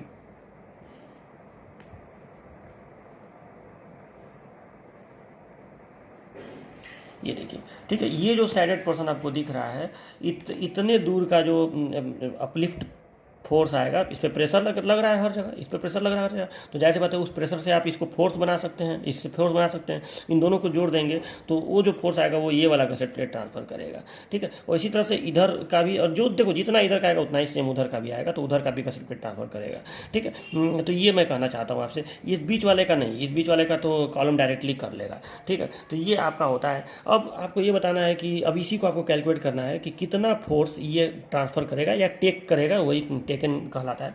तो आपको इन दोनों का एरिया में गुणा करना पड़ेगा ओमेगा का। ओमेगा तो इंटेंसिटी ऑफ प्रेशर है, वो तो भाई एक बार यहाँ निकल चुका है, तो आपको ओमेगा में गुणा करना पड़ेगा इस एरिया का। तो अब इस एरिया को आप निकालेंगे कैसे? तो ये निकालना तो बहुत आसान है, यहाँ से यहाँ तक का। देखो आप एक एरिया निकाल लिए, उसमें 2 का गुणा कर दिए, तो ये भी एरिया निकल जाएगा, ये तो बहुत आसान है। तो आपको केवल ये एक एरिया निकालना है, एरिया ऑफ सैडेड पोर्शन, इसको मैं बोल रहा हूँ सैडेड पोर्शन का एरिया गसेट प्लेट के लिए, ठीक है। तो एरिया ऑफ जो सैडेड पोर्शन है ये आप कैसे निकालेंगे? तो ये तो सीधे यल का आधा हो जाएगा, ये जो यल है यल/2 हो जाएगा यहाँ से यहाँ तक। हाँ, लेकिन अब ये कैसे निकालेंगे? तो ये भी निकालना बहुत आसान है, ठीक है। आपको ये बताइए, आपको ये तो पता रहेगा ना। ये थोड़ा सा इधर का लाइन में गलत जगह बना दिया हूँ, ये कॉलम वाले से बनेगा, ठीक है, यहाँ से बनेगा, सॉरी। तो सैडेड पोर्शन भी साथ सही दिखाना पड़ेगा ये, ठीक है, ये ऐसे बनेगा, ठीक है। चलो अब ठीक है, तो अब ये भी निकालना बहुत आसान है। अरे आप इस बी में से, ये टोटल यहाँ से यहाँ तक बी है, बी में से आप इसको घटा दें, अगर इसको घटा दें, ये तो आपको दिया रहेगा ना कि कॉलम का ये कितना है, तो इसको आप घटा दें और आधा कर दें तो ये निकल जाएगा आपका। मतलब कैसे भी करके आप यहाँ से यहाँ तक पता कर लीजिए और यहाँ से यहाँ तक L/2 हो जाएगा इसका, ठीक है, और उसका एरिया निकाल लीजिए, ठीक है। तो मैं इसको लिख रहा हूँ, आप इसको force taken by each gusset plate कैसे निकालेंगे? तो आप निकालेंगे 2 का पहले गुणा कर देंगे और फिर 2 into omega into area of shaded portion, area of shaded portion, shaded portion, ये ध्यान से देख लीजिए, ठीक है। मैं सैडेड पोर्शन केवल इसको कह रहा हूँ, ठीक है, इस एरिया को मैं सैडेड पोर्शन, इस एक एरिया को मैं सैडेड पोर्शन कह रहा हूँ, याद रखिएगा, ठीक है। तो 2 into omega into area of shaded portion, तो आप इसको निकाल लीजिएगा, 2 इंटू ओमेगा इंटू और एरिया ऑफ सैडेड पोर्शन में आप लंबाई चौड़ाई निकालिएगा, ये कितना हो जाएगा, एक L/2 हो जाएगा और एक कितना हो जाएगा, ठीक है। ये यहाँ से यहाँ तक कितना हो जाएगा ये आप कैलकुलेट करिएगा। इसको मैं B' नाम दे रहा हूँ, ठीक है, इसको मैं B' लिख दे रहा हूँ, ठीक है। तो आप ये B' पता करिएगा कि ये कितना है, ठीक है। और वो बहुत आसान है पता करना। कैसे पता करेंगे? तो इस B में से घटा देंगे कॉलम का ये वाला और उसका आधा कर देंगे तो B' निकल जाएगा। तो 2 into W into L/2 into B' करेंगे तो आपका F निकल जाएगा कि कितना फोर्स। 2 का गुणा क्यों किया गया है? क्योंकि ये कहीं ना कहीं आप इतने दूर का एरिया का फोर्स बना रहे हैं, लेकिन गसेट प्लेट जो है इधर भी तो एरिया है सैडेड पोर्शन, दोनों का गुणा करके, इसलिए 2 का गुणा किया गया, गसेट प्लेट फोर्स ट्रांसफर करेगा। तो force taken by each gusset plate हो गया। अब देखो, अब हम लोग क्या करेंगे कि यहाँ पे गसेट प्लेट, मान लो कि ये तो पता चलेगा कितना फोर्स ग्रहण कर रहा है। अब यहाँ पे इसको हम लोग जब देखो नीचे से फोर्स लगेगा गसेट प्लेट पर, तो जाहिर सी बात है गसेट प्लेट का इस तरह से, जैसे मान लो ये गसेट प्लेट है, मान लो कि ये जो मेरा हाथ है ये गसेट प्लेट है, ठीक है, थोड़ा सा उठा हुआ है ना, आप इस लाल वाले जो लाइन आपका बना हुआ है इसको आप ऐसे उठा हुआ है ऐसे मान के चलिए, ठीक है। तो ऐसे, तो अब इसमें जब फोर्स लगेगा तो जाहिर सी बात है इधर इधर ऐसे ऐसे बेंड करना चाहेगा और इधर का जो पोर्शन है वो ऐसे इधर से बेंड करना करेगा, ठीक है। तो आपको अब ये पता करना है तो इसका बेंडिंग किस सेक्शन पे आएगा। तो इसका बेंडिंग देखो इस सेक्शन पे आएगा, मतलब इसके बेंडिंग मोमेंट का क्रिटिकल सेक्शन कौन सा होगा, इसको जरा सा आप समझिए। देखो इसके बेंडिंग मोमेंट का क्रिटिकल सेक्शन ये वाला होगा, ठीक है, ये इसके बेंडिंग मोमेंट का क्रिटिकल सेक्शन है। इसको मैं लिख रहा हूँ x1 x1, ठीक है, मतलब इस सेक्शन पे ये जो गसेट प्लेट है इसका बेंडिंग होगा, ठीक है। तो इस सेक्शन पे हम इसका बताने, और ये गसेट प्लेट ऐसे है तो आपको इसकी ऊंचाई बतानी है कि ये कितना ऊंचा होगा, समझ रहे हैं ना बात को। तो यहाँ पे आपको इसका बताना है कि यहाँ पे ये जब ऐसे बेंड करेगा, उठेगा ऐसे, ठीक है, ऐसे बेंड करेगा इस साइड से, तो आपको बताना है कि यहाँ पे इसका हाइट कितना रखा जाए ताकि इसमें बेंडिंग ना हो। तो अब इसके लिए सबसे पहले तो हमको यहाँ पे बेंडिंग मोमेंट कितना लग रहा है ये पता करना पड़ेगा सेक्शन 1 पे। ये कैसे पता चलेगा? तो देखो इतने दूर का जो फोर्स है वही तो इस पे बेंडिंग करने का काम कर रहा है, तो हम इस फोर्स को पता कर लेते हैं। और ये फोर्स कितना होगा? तो ये फोर्स इतना ही होगा, ये omega into area of shaded portion, समझ रहे हैं ना। यानी ये जो फोर्स निकला है, जो यफ निकला है, उसका आधा कर दीजिए, क्योंकि यफ क्या है, यफ दोनों के द्वारा, पूरे गसट प्लेट के द्वारा ग्रहण किया जाने वाला फोर्स है। इसकी भी जरूरत बाद में पड़ेगी, इसलिए मैं अभी यफ निकाला हूँ, ठीक है, रिविट की संख्या निकालते समय। तो आप क्या करिए, यफ बाई 2 कर देंगे तो एक गसट प्लेट पर कितना फोर्स लगेगा वो पता चल जाएगा, ठीक है। और वो यही आएगा, इतना omega into area of shaded portion, ठीक है। तो चलो, एक गसट प्लेट का फोर्स यफ बाई 2 आपको पता चल गया। अब आप क्या करिए कि वो फोर्स जो है, वो फोर्स यहाँ पे कहीं लगेगा, तो उस फोर्स का जैसे यहाँ से यहाँ तक का डिस्टेंस आपको बी डैश पता ही रहेगा कि यहाँ से यहाँ तक का डिस्टेंस कितना है। तो बी डैश बाई 2 मतलब उस फोर्स का इस सेक्शन से दूरी कितना हो जाएगा, बी डैश बाई 2। तो उसका मोमेंट यहाँ पे कितना हो जाएगा, बेंडिंग मोमेंट। तो ये बताओ, अब यहाँ पे भी वही चीज़ है कि मान लो कि इतने दूर पे आपका, मान लो कि ये एक कैंटिलीवर है उस पर, लेकिन यहाँ पे यूडीएल नहीं बन रहा है, आप इसको पॉइंट लोड बना लिए। तो अगर यहाँ पे पॉइंट लोड नीचे से लग रहा है, ठीक है, तो नीचे से अगर यहाँ पे पॉइंट लोड लग रहा है और दूरी है बी डैश बाई 2, तो कितना मोमेंट आएगा, बल गुणे दूरी, यानी W into B dash by 2, ठीक है। तो यहाँ पे मैं अब इसको लिख रहा हूँ कि bending moment on critical section x1 and critical section x1 अभी, ठीक है, इसको भी मैं BM ही नाम दे रहा हूँ। तो BM इज इक्वल टू कितना हो गया, ठीक है। तो ये हो गया, फोर्स कितना है एक गसेट प्लेट पर, तो गसेट प्लेट के एक गसेट प्लेट पर नहीं, इस क्रिटिकल सेक्शन पे फोर्स कितना है, इस क्रिटिकल सेक्शन पे का बेंडिंग कराने वाला फोर्स कितना है, यफ बाई 2, ठीक है, ये एफ बाई 2। तो एफ बाई 2 इंटू इस फोर्स का गसेट प्लेट से, मैंने क्रिटिकल सेक्शन से दूरी कितना है, बी डैश बाई 2। ये बात आपको समझ में आया ना, ठीक है। बी डैश बाई 2, यहाँ पे बी डैश में दिखाया हूँ क्या है। तो यहाँ पे जैसे मान लो कि ये फोर्स यहाँ पे काम कर रहा है, तो वो काम यहाँ भी कर सकता है, लेकिन उसका जो डिस्टेंस होगा, जाहिर सी बात है इसके आधे पे ही वो काम करेगा, ठीक है। तो उस फोर्स का इस सेक्शन से डिस्टेंस बी डैश बाई 2 ही होगा, ठीक है। तो ये हो गया बल गुणे दूरी, F by 2 into B dash by 2। ये चूंकि पॉइंट लोड के रूप में ये फोर्स लग रहा है, इसीलिए इसमें आपको इस तरह से करना पड़ेगा। तो ये हमारा बेंडिंग मोमेंट निकल गया। अब चलो ये तो हो गया। अब हम क्या करेंगे, तो अब हम मोमेंट ऑफ रेजिस्टेंस निकालेंगे क्रिटिकल सेक्शन पर। Moment of resistance on critical section, moment of resistance on critical section x1 on critical section x1। इसको मैं MR लिख रहा हूँ। अब MR कैसे निकलेगा, तो देखो अभी इसको ज़रा ध्यान से समझो। देखो यहाँ पे ये जो आपका लाल वाला ये जो गसेट प्लेट है, ये पूरा गसेट प्लेट है, ठीक है। ये हाथ मेरा गसेट प्लेट है, ये ऐसे बेंड कर रहा है, ऐसे बेंड कर रहा है, ठीक है। यानी इस तरह का एक ऐसे प्लेट है, थोड़ा सा 3 डायमेंशनल व्यू में आप समझिए, ठीक है। इस तरह का ऐसे एक प्लेट है जो इस तरह से ऐसे बेंड घूमने की इसमें प्रवृत्ति आ रही है, ठीक है। यहाँ पे मान लो क्रिटिकल सेक्शन है। तो अब इस कंडीशन में जैसे ये प्लेट ऐसे घूम रहा है, तो इस कंडीशन में आप इसका सेक्शन देखेंगे तो ये इसका हाइट हो गया, ये इसका हाइट हो गया, और इसकी मोटाई कितनी हो गई, मोटाई 16 है इस प्लेट की, बात समझ रहे हैं ना। तो इसकी मोटाई जो है ये 16 है, और इसका गहराई तो आपको इस फिगर में नहीं दिखेगा, वो आपको इस फिगर में दिखेगा बल्कि, ठीक है। इस फिगर में ये जो इसका हाइट है गसेट प्लेट का, ये आपको यहाँ दिख रहा है, ठीक है। तो मैं ये कहना चाह रहा हूँ कि जब ये प्लेट ऐसे उठेगा तो उसका आप सेक्शन देखेंगे तो कैसा बनेगा, इसका आप सेक्शन देखेंगे तो सेक्शन ऐसे दिखेगा कि नहीं, बताओ। ऐसे ये सेक्शन ऐसे दिखेगा कि नहीं गसेट प्लेट का, कि ये यहाँ से यहाँ तक इसकी ऊंचाई होगी। चलो इस ऊंचाई को मैं D1 नाम दे रहा हूँ, और ये 16 है, यही तो 16 है, और ये न्यूट्रल एक्सिस है, ये न्यूट्रल एक्सिस है, ठीक है, ये न्यूट्रल एक्सिस है, ठीक है। तो कहीं ना कहीं आपको यही D1 पता करना है कि कितना हाइट का होगा, ठीक है। न्यूट्रल एक्सिस मैं क्यों इसको कह रहा हूँ, क्यों नहीं इसको न्यूट्रल एक्सिस कह रहा हूँ, इसलिए क्योंकि आप देखिए तो बेंडिंग इस तरह से हो रहा है ना, ऐसे प्लेट है तो बेंडिंग इस तरह से हो रहा है, इस तरह से। तो जब बेंडिंग इस तरह से ऐसे होता है तो ऊपर जो होगा वो आपको मालूम है कंप्रेशन होगा, नीचे टेंशन होगा, तो बीच में न्यूट्रल एक्सिस कहीं पर आएगा, ठीक है। मतलब जो उसका सेक्शन है, ये लंबा वाला जो सेक्शन है ऐसे मुड़ रहा है, ऐसे, ठीक है। तो जब ऐसे कोई भी, जैसे ये बीम है, ठीक है, आपको बीम का कॉन्सेप्ट तो अच्छी तरह से मालूम है कि जब ये बीम है इस तरह से, तो जब ये ऐसे मुड़ता है, जब ऐसे ये मुड़ता है तो उस कंडीशन में यहाँ पे न्यूट्रल एक्सिस आता है, ठीक है, यहाँ पे। तो वही चीज़ यहाँ पे हो रहा है। तो अब देखिए तो MR कैसे निकलेगा, तो MR का फॉर्मूला हम वही प्रयोग कर देंगे, आपको बता चुका हूँ अब तो, सिग्मा BS इंटू जेड। कभी भी MR निकालना हो तो जिस पदार्थ का बना हो प्लेट, उसका परमिसिबल, तो स्टील का बना है तो सिग्मा BS इंटू जेड कर दीजिए। तो अब देखिए तो MR is equal to sigma BS तो 185 ही होगा, ठीक है। और जेड का मान यहाँ पे क्या होगा, अभी मैं आपको सेक्शन दिखाया हूँ, इसको मैं D1 मान के चल रहा हूँ गसेट प्लेट की हाइट को, और ये 16 है, तो इसका कितना हो जाएगा। तो अभी आपका आया था उसमें, आपको याद होगा कि T² बाई 6 आया था ना, उसमें, लेकिन ये 1 का गुणा उसमें हुआ था, 1 जो था वहाँ पे ये था मोटाई, लेकिन यहाँ पे ये 16 है, तो यहाँ पे हो जाएगा 16d1²/6। आप करिएगा, आ जाए 16, ठीक है। यहाँ पे कितना हो जाएगा, ये 16d1²/6 हो जाएगा, ठीक है। आप करिएगा, आ जाएगा, I/Y मैक्स करिएगा तो आ जाएगा, ठीक है। तो जेड कितना हो जाएगा, 16d1²/6, ठीक।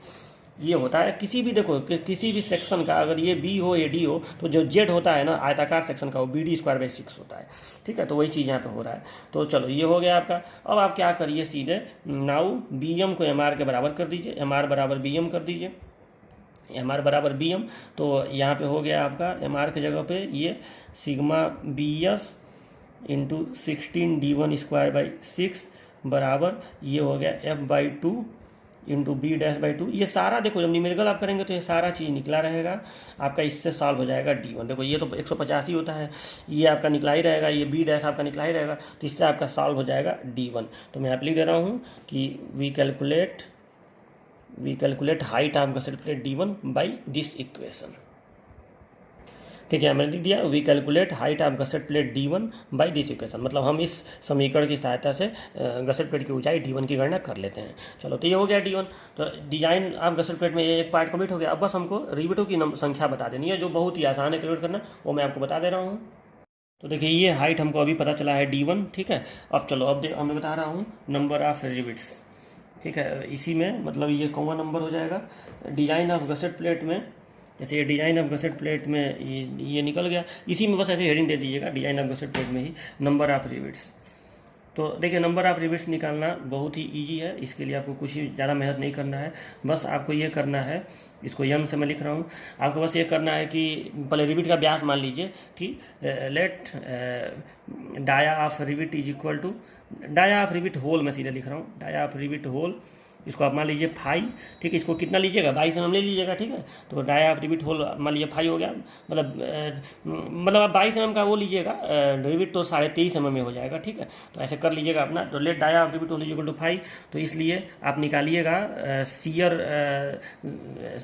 स्ट्रेंथ ऑफ सिंगल रिविट, ठीक है। सीरियल लिख दे रहा हूँ मैं, इसलिए PS निकालिएगा। PS क्या होता है, shear strength of single rivet, single shear में निकालिएगा, ठीक है। तो ये कैसे निकालेंगे, π/4 φ² इंटू टाउ VF, भूला नहीं ना है आपको, ये सब फाई के जगह पे ये इस्तेमाल करेंगे। टाउ VF जो है आप कौन सा रिविट इस्तेमाल करिएगा, फील्ड सॉफ्ट रिविट इस्तेमाल करिएगा। तो टाउ VF कितना होता है, 100 होता है ना, तो आप इसके जगह पे 100 प्रयोग कर लीजिएगा, ठीक है। अच्छा, इसके बाद आप लोग PB निकाल लीजिएगा, bearing strength of single rivet, ये कितना होता है DT इंटू सिग्मा PF। अब ये सब आप समझदार हैं, सब जानते हैं आप लोग। तो यहाँ पे DT इंटू सिग्मा PF हो जाएगा, D नहीं बल्कि यहाँ पे मैं फाई लिख रहा हूँ ना, तो ये φT हो जाएगा। चलिए मैं अलग अलग अक्षर प्रयोग कर रहा हूँ, कभी आप फाई लिख सकते हैं, कभी आप T लिख सकते हैं, उससे कोई मतलब नहीं है, ठीक है। तो ये हो गया आपका। चलो तो और सिग्मा PF के जगह पे क्या प्रयोग करेंगे, तो सिग्मा PF के जगह पे आप 300 प्रयोग करिएगा, और T के जगह पे क्या प्रयोग करेंगे, तो T के जगह पे 12 प्रयोग करिएगा, ठीक है। जो रिविट है वो 12 mm के एंगल से ही तो जुड़ा है, ठीक है। मतलब दोनों में जैसे एंगल से भी जुड़ा है, गसेट प्लेट से भी जुड़ा है, तो एंगल पतला है तो एंगल वाला पतले वाले का यहाँ प्रयोग करिएगा, तो 12 प्रयोग करिएगा, ठीक है। तो चलो ये हो गया PB, और इन दोनों अभी आप क्या निकाल लीजिएगा, इसलिए rivet value RV, rivet value. तो रिविट वैल्यू आपको मालूम है कि इन दोनों का मिनिमम होगा, minimum of PS and PB, तो ये रिविट वैल्यू हो गया। चलिए ये सब न्यूटन में आप निकाल लीजिएगा, इतना चीज़ करिएगा, और उसके बाद आप लोग नंबर ऑफ रिविट निकालिएगा। Number of rivet N is equal to, इसको आप कैसे निकालेंगे, तो इसको आप कर दीजिएगा F बटे कितना RV।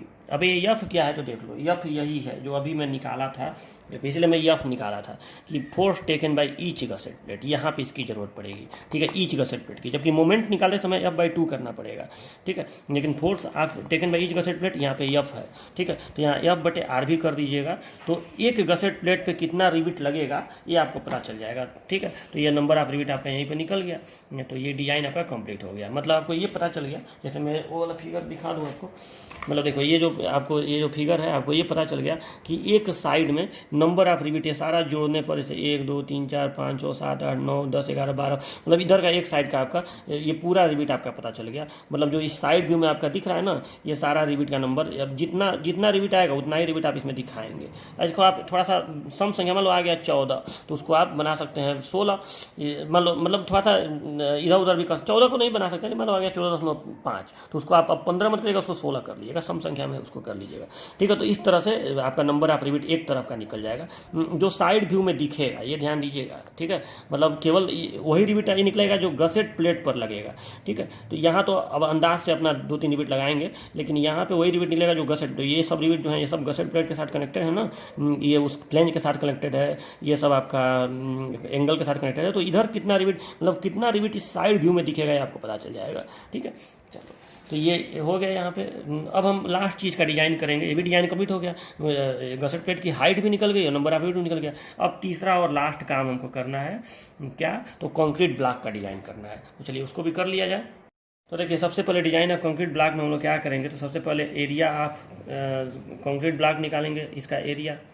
ठीक है, तो एरिया इसका कैसे निकलेगा, चलो इसको मैं AC नाम दे रहा हूँ इस बार। ठीक है, तो AC कैसे निकलेगा, तो 1.1 W बटे आप कर दीजिएगा bearing capacity of soil sigma S। ठीक है, 1.1 W आपको बताया था ना कि हम लोग 10% का वृद्धि कर देते हैं एक्सियल लोड में। ये इंटेंसिटी ऑफ प्रेशर नहीं है, एक्सियल लोड है। यहाँ जो ये W है ये एक्सियल लोड है कॉलम पे लगने वाला। ठीक है, देखिएगा उसको ओमेगा लिखता हूँ। ठीक है, तो ये 1.1 W बटे सिग्मा S, ये सिग्मा S क्या है, बेयरिंग कैपेसिटी ऑफ सॉइल। ठीक है, सॉइल पे ही तो कंक्रीट ब्लॉक रखा होता है, तो इससे निकल जाएगा एरिया ऑफ कंक्रीट ब्लॉक। अब जब ये निकल जाएगा तो आपको बताना है कि इसका साइज, आपको तीनों चीज़ बताना है ना, कि इसका यल कितना होगा, बी कितना होगा और इसका मोटाई कितना होगा। तो अब देखो ये चूँकि जो प्लेट है वो आयताकार है इस तरह से। ठीक है, चाहे इस तरह से हो चाहे इस तरह से हो सकता है कि आपका प्लेट इस तरह से आए, ये आ जाए यल और ये आ जाए बी, हो सकता है कि यल कम आए बी ज़्यादा है, ऐसा हो सकता है। तो मान लो कि ये आपका प्लेट है, बेस प्लेट, और इसी के इसको कंक्रीट के ब्लॉक पे रखना है, तो कंक्रीट का ब्लॉक भी आयताकार ही होगा इस तरह से। ठीक है, मान लो कि ये कैपिटल यल हो गया और ये कैपिटल बी हो गया। तो ये आपको कंक्रीट का ब्लॉक का बताना है कि इसका साइज़ कितना होगा, एरिया निकल चुका है। तो देखो अब इस साइज़ को बताने के लिए हम लोग क्या करते हैं, चूँकि ये आयताकार है ना, अगर वर्गाकार होता तो सीधे इसका वर्गमूल निकाल देते, लेकिन आयताकार है। तो देखो एक बात ध्यान दीजिएगा, ये जो प्रोजेक्शन है ना, मतलब प्लेट के बाद जो कंक्रीट वाला बचा हुआ हिस्सा होता है उसको हम लोग प्रोजेक्शन कहते हैं। तो ये प्रोजेक्शन हर तरफ बराबर रखा जाता है, याद रखिएगा।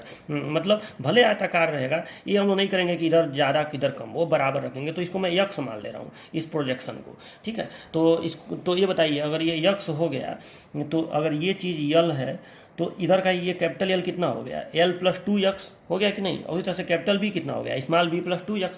तो देखिए तो हम लिखेंगे कि इसलिए लिखेंगे हम लोग L + 2x इंटू, या पहले ऐसे लिख लो, इसलिए L बराबर L + 2x और कैपिटल बी बराबर स्मॉल b + 2x। ठीक है, ये यक्स क्या है, प्रोजेक्शन है। ठीक है, तो फिर इसलिए या दिस इम्प्लाई, अब हम लोग L + 2x into b + 2x बराबर, ये दोनों का गुणा करेंगे तो ये एरिया आ जाना चाहिए कि नहीं, बराबर AC। ये कर लिए। अब ये जो एक द्विघात समीकरण बनेगा, इस द्विघात समीकरण से हम लोग x की गणना कर लेंगे। इस द्विघात समीकरण से ये हो जाएगा, आपका आराम से हो जाएगा, एकदम आसान सा समीकरण बनेगा।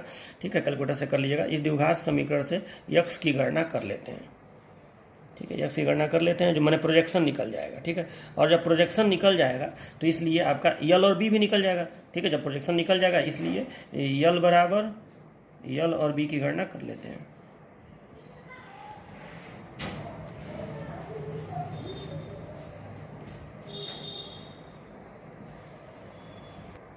तो देखिए L और B की गणना हो गई। यहाँ भी थोड़ा सा ये ध्यान दीजिएगा कि जब मान लो कि मान लो कि यक्स कुछ आया, उसको आप जोड़े तो मान लो दशमलव में आया या ऐसे आया, मतलब 10 का गुणक नहीं आया, तो उसको आप 10 का गुणक बना लीजिएगा, तो L और B का भी एक मान आपके पास आ जाएगा। ठीक है, तो ये आपका हो गया। मतलब आप एक काम करिएगा, आप यक्स जो है ना, जो कि यक्स आपको बराबर ही रखना है, तो आप एक काम करिएगा, यक्स का जो मान आएगा ना उसी को आप 10 का गुणक बना लीजिएगा। मतलब यक्स का जो मान आएगा, मान लो आ गया समथिंग आ गया। ठीक है, मान लो आ गया 22 तो उसको 30 कर लीजिएगा। मतलब इसको अब ये नहीं कि अब इसको आप अलग बढ़ा दें, इसको अलग, ऐसा मत करिएगा, ठीक है। आप यक्स को ही एडजस्ट करके और फिर यहाँ पे यल बराबर और बी बराबर कर लीजिएगा, ठीक है। तो चलो हो जाएगा। अब आपको बस ये पता करना है कि क्या पता करना है, अब आपको ये पता करना है कि अब आपको कंक्रीट ब्लॉक की मोटाई कितनी होगी, ये पता करना है।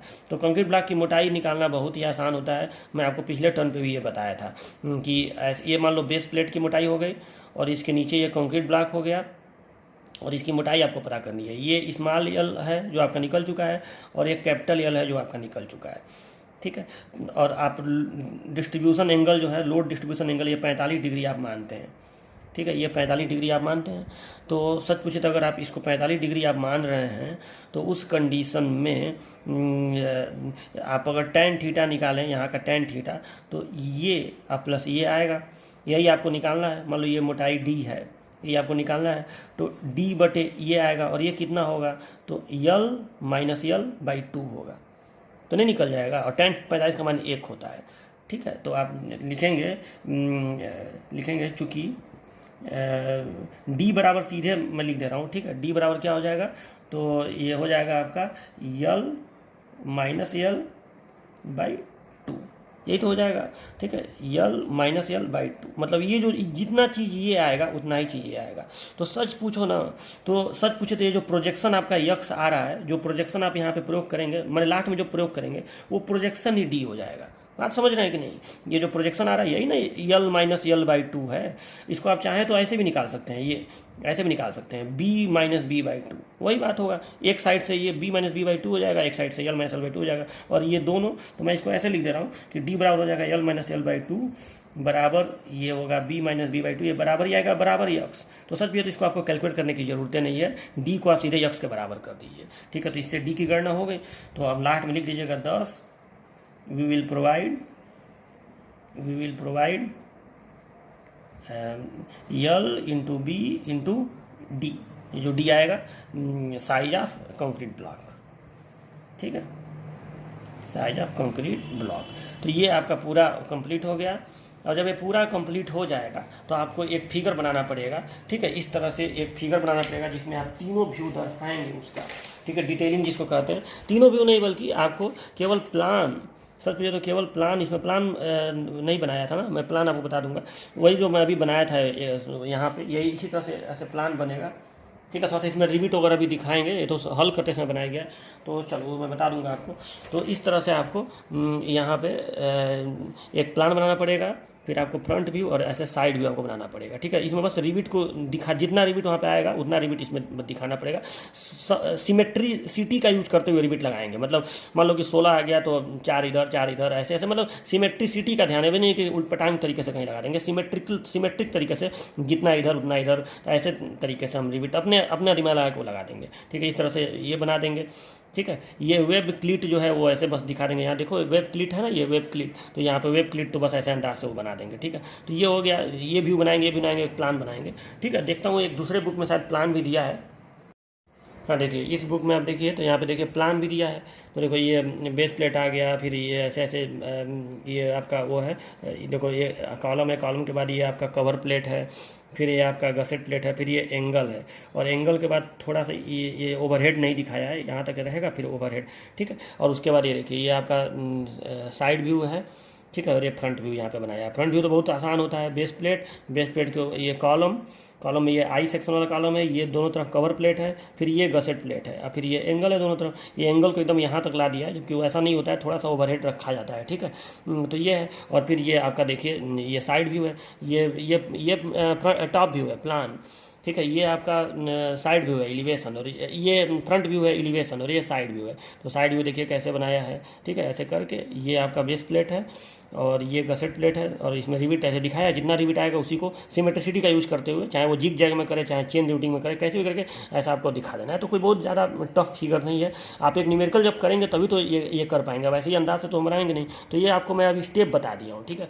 तो आप एक काम करिए, इतना स्टेप आप पहले लिख लीजिए अपने कॉपी पर अच्छे से, और मैं आपको एक न्यूमेरिकल दे रहा हूँ उस न्यूमेरिकल को आप करिए, ठीक है। और उसका आंसर जो भी आए मैं आपको, जब आप आंसर मुझे व्हाट्सएप ग्रुप में भेज देंगे तो मैं उसका आपको फिगर बना के बताऊँगा, मैं बस फिगर बना के आपको ग्रुप में डाल दूँगा, ठीक है, जिससे आपको ये पता चल जाएगा कि मतलब इसका डिटेलिंग ऐसे करेंगे। वैसे आप चाहेंगे तो डिटेलिंग भी कर लेंगे, कोई बहुत भारी चीज़ नहीं होती है, थोड़ा सा मेहनत करेंगे तो डिटेलिंग भी आप कर ले जाएंगे। तो न्यूमेरिकल लेकिन आपको खुद से करना है, तो कर लेंगे न्यूमेरिकल। मैं आपको न्यूमेरिकल एक दे रहा हूँ, ठीक है। न्यूमेरिकल एक प्रैक्टिस कर लीजिए, एकदम स्टेप के हिसाब से बढ़ते जाइएगा, जैसे जैसे जो निकाला गया है निकाल लीजिएगा और आप करके मुझे आंसर बताइएगा। आंसर में मुझे यही सब बताइएगा कि बेस प्लेट का साइज कितना आ रहा है, गसेट प्लेट का वो हाइट D1 कितना आ रहा है और नंबर ऑफ रिवेट कितना आ रहा है और कंक्रीट ब्लॉक का कितना आ रहा है, ये करके मुझे बताइएगा। फिगर नहीं बनाने आएगा तो मैं फिगर आपको बता दूंगा। तो एक क्वेश्चन मैं आपको दे रहा हूँ, दो क्वेश्चन मैं आपको दे रहा हूँ।